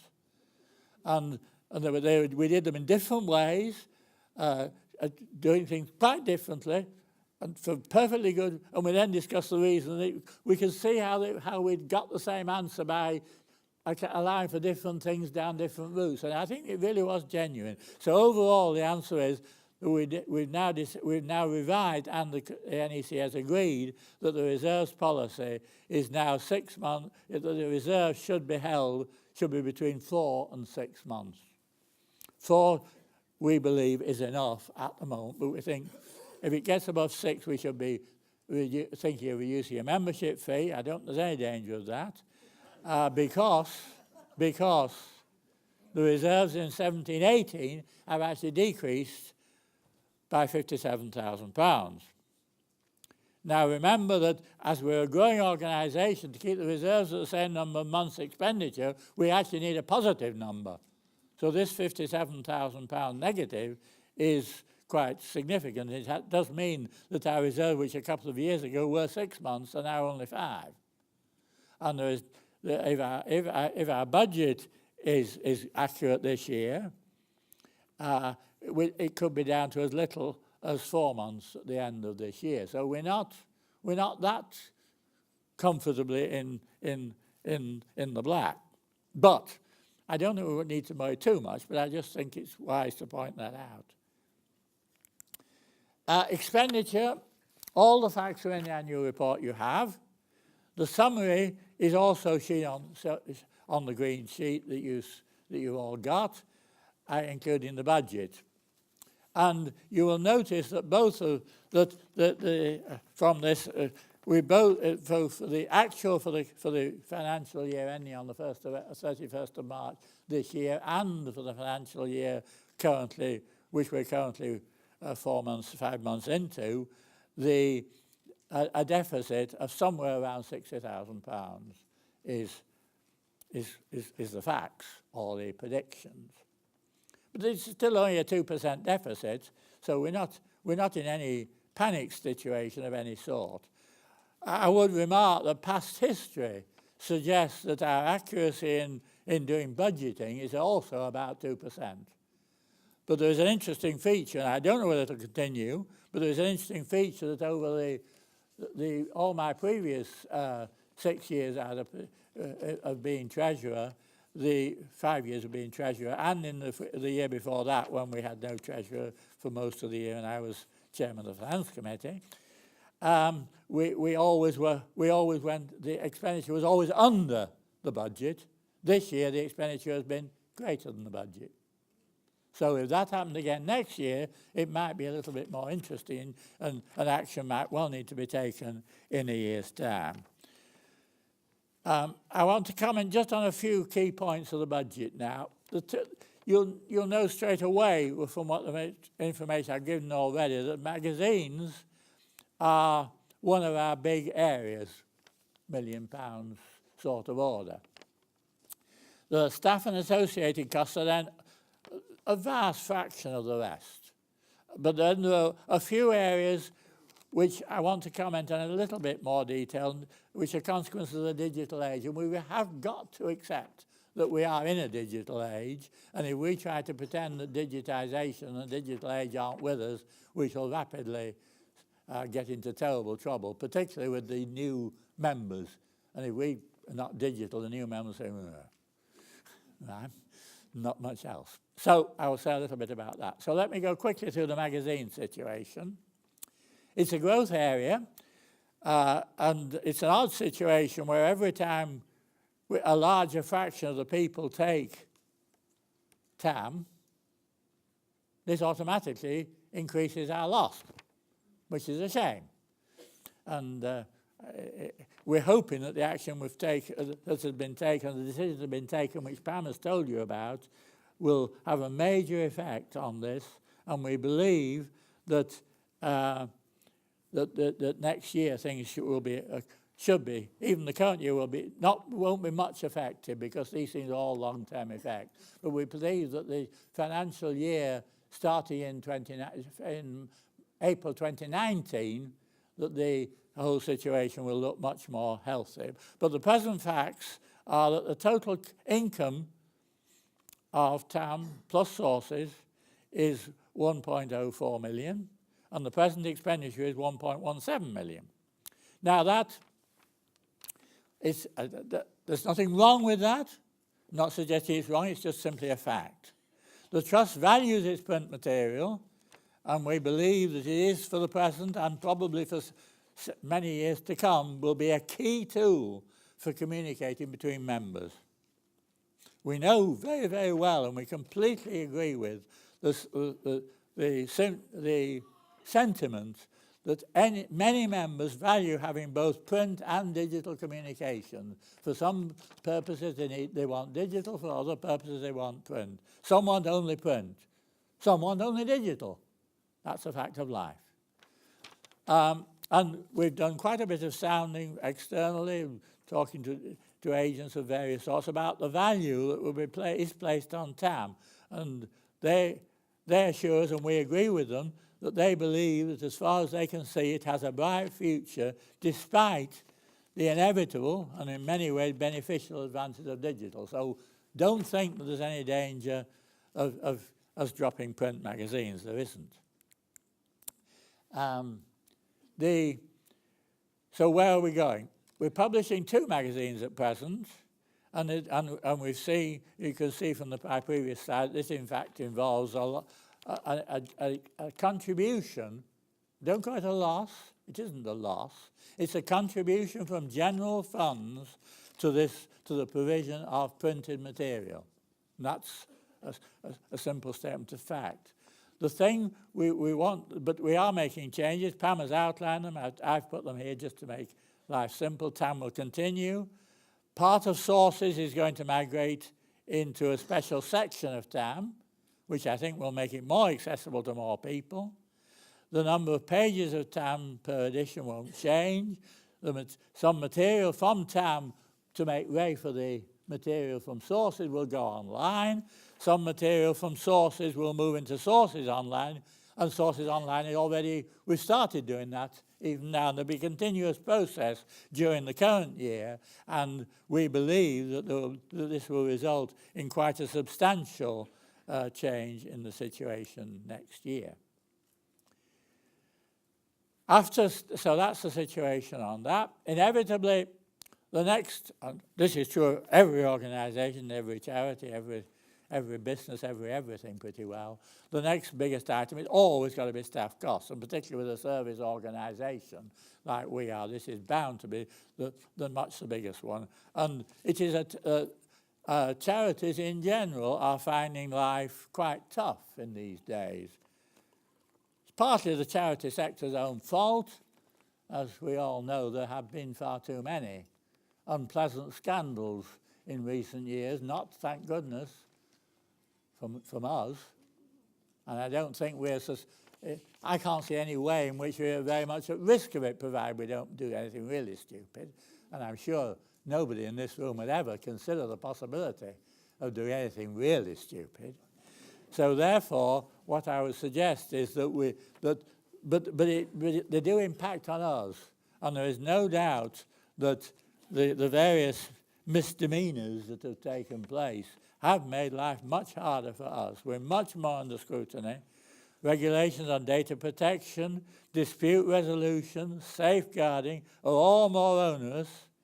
And this is one of the reasons why our workshops have had to be increased a lot on these areas. And indeed, this whole area has consumed a lot of staff time. And this has required, without any doubt and question, the skills of the office have had to be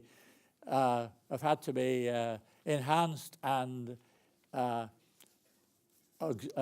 both enhanced and modified in a way, and retraining and all sorts of things had to happen to make sure that this support was available. And it's an inevitable consequence of increased staff costs. I now want to come on to my last items, which are these consequences of the digital age. Funding, just to explain for those who don't know about it, the funding for Beacon was approved about 2 years ago. And the idea was that we would charge 50p per member put onto the Beacon per year, with a view to this as a stab in the dark. And the argument at that time was that initially it was certainly going to cost us more than 50p per member. There was no question about that. So initially it would involve a contribution from the trust into the Beacon budget to get the thing off the ground.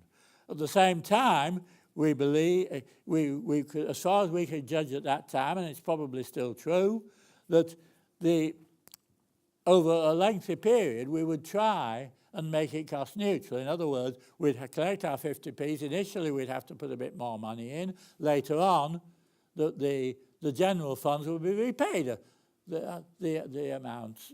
This was clearly a situation which we had to assume, because it would be quite wrong, and you would howl at us, I know you would, probably, and rightly, if we started to spend large amounts of money on anything which is not used by a very large fraction of the U3A movement.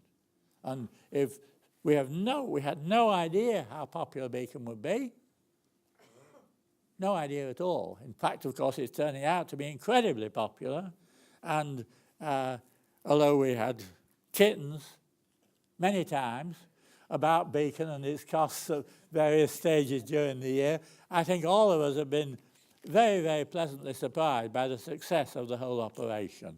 And I would like to join with Pam in expressing the debt of gratitude we owe to the originator, John, and to the band of others who have taken on the mantle and have had a ridiculous overload of work, particularly recently with the large number of people coming on, the increasing requirements for data protection, the increasing requirements for security, and all the rest of it.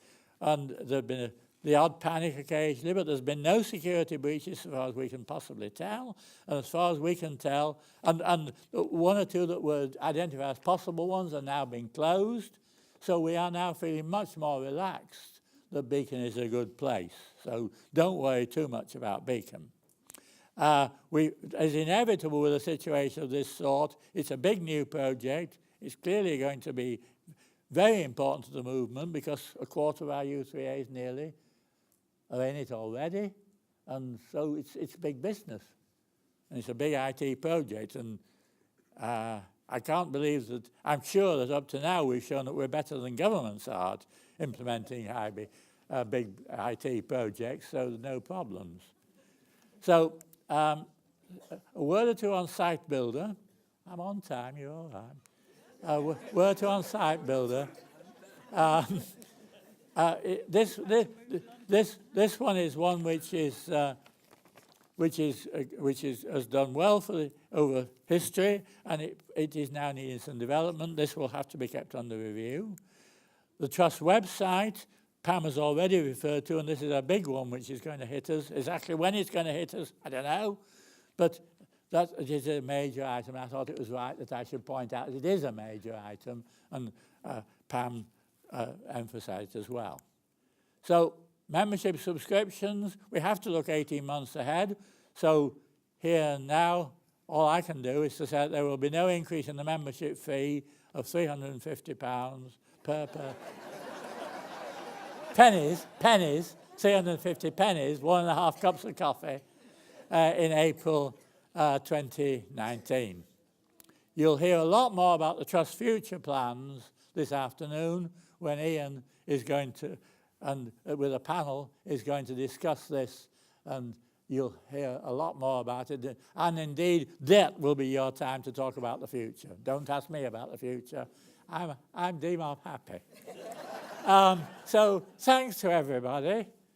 You, a small fraction of our army of volunteers, U3As, networks, regions, national, and you're 99+% of the movement's resources. The £3 million is peanuts compared with the true value, if you valued it in any rational way that the world in general would use. It's absolutely peanuts.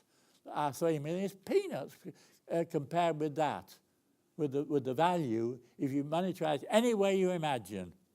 And I would like to thank all the current officers in particular, Pam, Ian, Michaela, all the other trustees, not just the present row on the front row, but the previous front rows in my 6 years now as treasurer, and indeed my 2.7 years before that as Northwest Regional Trustee. So I've been around this place now for 8.7 years. And there is it. I hope to keep in touch, and thank you.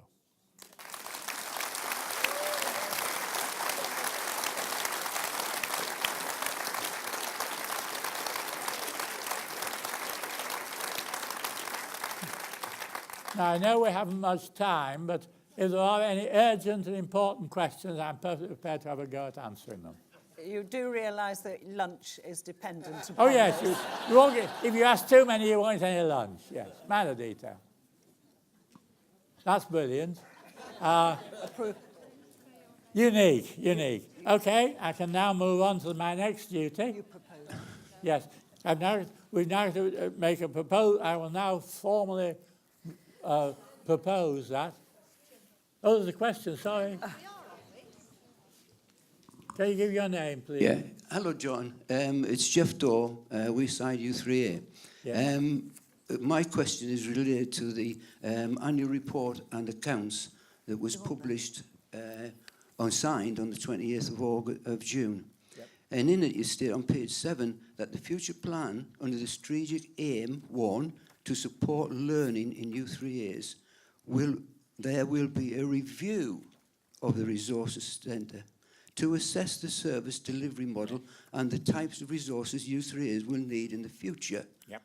And we've received this now, and this is the first sight I'm sure all our members have seen of this, and you refer to it as the plans for the future. And yet, we discover now that not only has there been decisions made, but the staff have been dismissed. So all the resources staff who've been there for quite some years, including the manager for 15 years, have suddenly been dismissed, made redundant. Could you explain why it's such a sudden movement in that decision-making? Sorry, there's a misunderstanding. The report you're talking about is the report for the financial year, which ended at the end of March this year. At the end of that, the process of considering this, the whole problem was under consideration, and no decision had at that point been taken. So the decision to restructure the resource operation in the way that Pam has outlined was taken post that date. So there's no way that that could be in that report. This is your first chance to tell you about this. The actual logic of that will be justified and will be given, of course, in detail in next year's annual report, because that's the annual report that refers to the data from the 1st of April 2018. So that's all I can say at that point. Okay. I'm just disappointed it's been answered. Okay. That's fair enough. Okay, so can I now... There is another question. Are you allowing further questions? Or? If there are any more, yes. It's up to the chair. Thank you. Ruth Dove, Wearside U3A. Well, I've got several questions that have been put forward by members, so I'll just see how long you allow me to go on. First of all, do them one at a time, please. I'll do one at a time and then see what you say, until you say, be quiet, Ruth. It's been said before. On page 22, section 6, the cost of merchandise is £31,936, and the income from it is £61,312 on section 4. This seems to be generating a substantial amount of money, so why have we reduced the range of products on sale? Oh, yes. The situation on that is that that is the cost of doing them. It is not the real cost of the exercise. Because remember, in the annual report, things like TAM are actually the cost of staff are brought into the TAM costs. But all the rest of the staff costs for all the other activities are all in the staff costs. And the actual cost of running the merchandising is certainly very substantial. So I think that this profit is pretty notional. I've made attempts over the years to try to assess. It's not easy to do because it's bits of work for lots of people over the time. And my assessment is that if you consider them at a net, the thing is probably not just about cost neutral. Thank you. Can I just add something to that? The office staff have been incredibly busy over this last period, and there certainly will be new products on sale. And if you have any suggestions about those new products, I'm sure that the staff would like to hear about them. I know some suggestions have been made. It has merely been impossible to actually bring those into force at the moment. I suggest we give you one more question, and then we'll then wrap up, which is quite quick. But thank you. Thank you. Well, the next one is page 22, item 3, charitable activities income money collected from mailing, TAM and sources has increased by 52,284, but the advertising revenue has only increased by £40,380. The budget for 2018 to 19 shows direct mailing up by 94,000 and advertising only up by 40,000. So will the Trust consider adopting a more advantageous advertising strategy? I'll answer that one very quickly. Please suggest what this advantageous strategy would be, because we'd love to know about it. Thank you. Okay, so I now proceed. It is my pleasure now to recommend to you that you accept the annual report as published in this document. Can we have a seconder, please?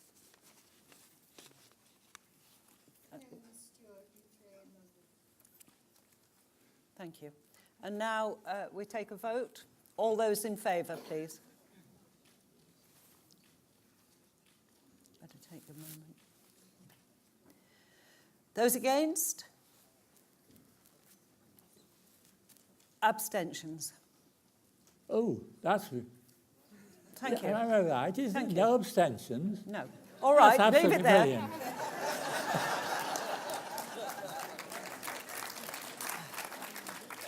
Auditors. Yes, yeah. Okay, so my last and very pleasant duty is to recommend the reappointment of our new auditors, Hayes McIntyre. You only appointed them, of course, at the AGM in March this year, but I've been very impressed with their performance, and I would certainly encourage you to reappoint them, and I hereby propose that we reappoint our existing auditors, Hayes McIntyre, for a further year.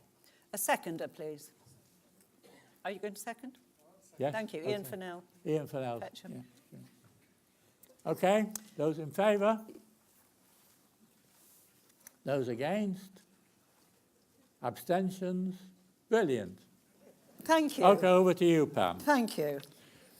It's my great pleasure to announce the appointment of a chairman, a vice chairman, and a treasurer to serve for the next 3 years. And Ian McCanna is the new chairman. He had 514 votes. Hilary Jones is the vice chairman with 519 votes. And in the election for treasurer, Graham Clark had 188 votes, and Richard Tier had 460 votes. So Richard is appointed the new treasurer. Then the appointment of 3 regional trustees to serve as ordinary directors. The 3 regions were the East Midlands, Wales and Northern Ireland. For the first year, there has been the opportunity for the directors to be elected for a further year, and then possibly another year. So this has been the first time that this has happened. So I'll begin with Rosemary Bradley, has been re-elected in Northern Ireland with 6 votes. I expect people imagined that she was going to be there anyway. In Wales, the election was between Carol Loughlin, who had 16 votes, and Christine Winner, who had 23 votes. So Christine is the new trustee for Wales. And the election in the East Midlands, Bill Rayner had 32 votes, Jane Pavia had 39 votes, and Jean Hogg had 45 votes. So Jean Hogg is the new East Midlands trustee. I think that's all on that. So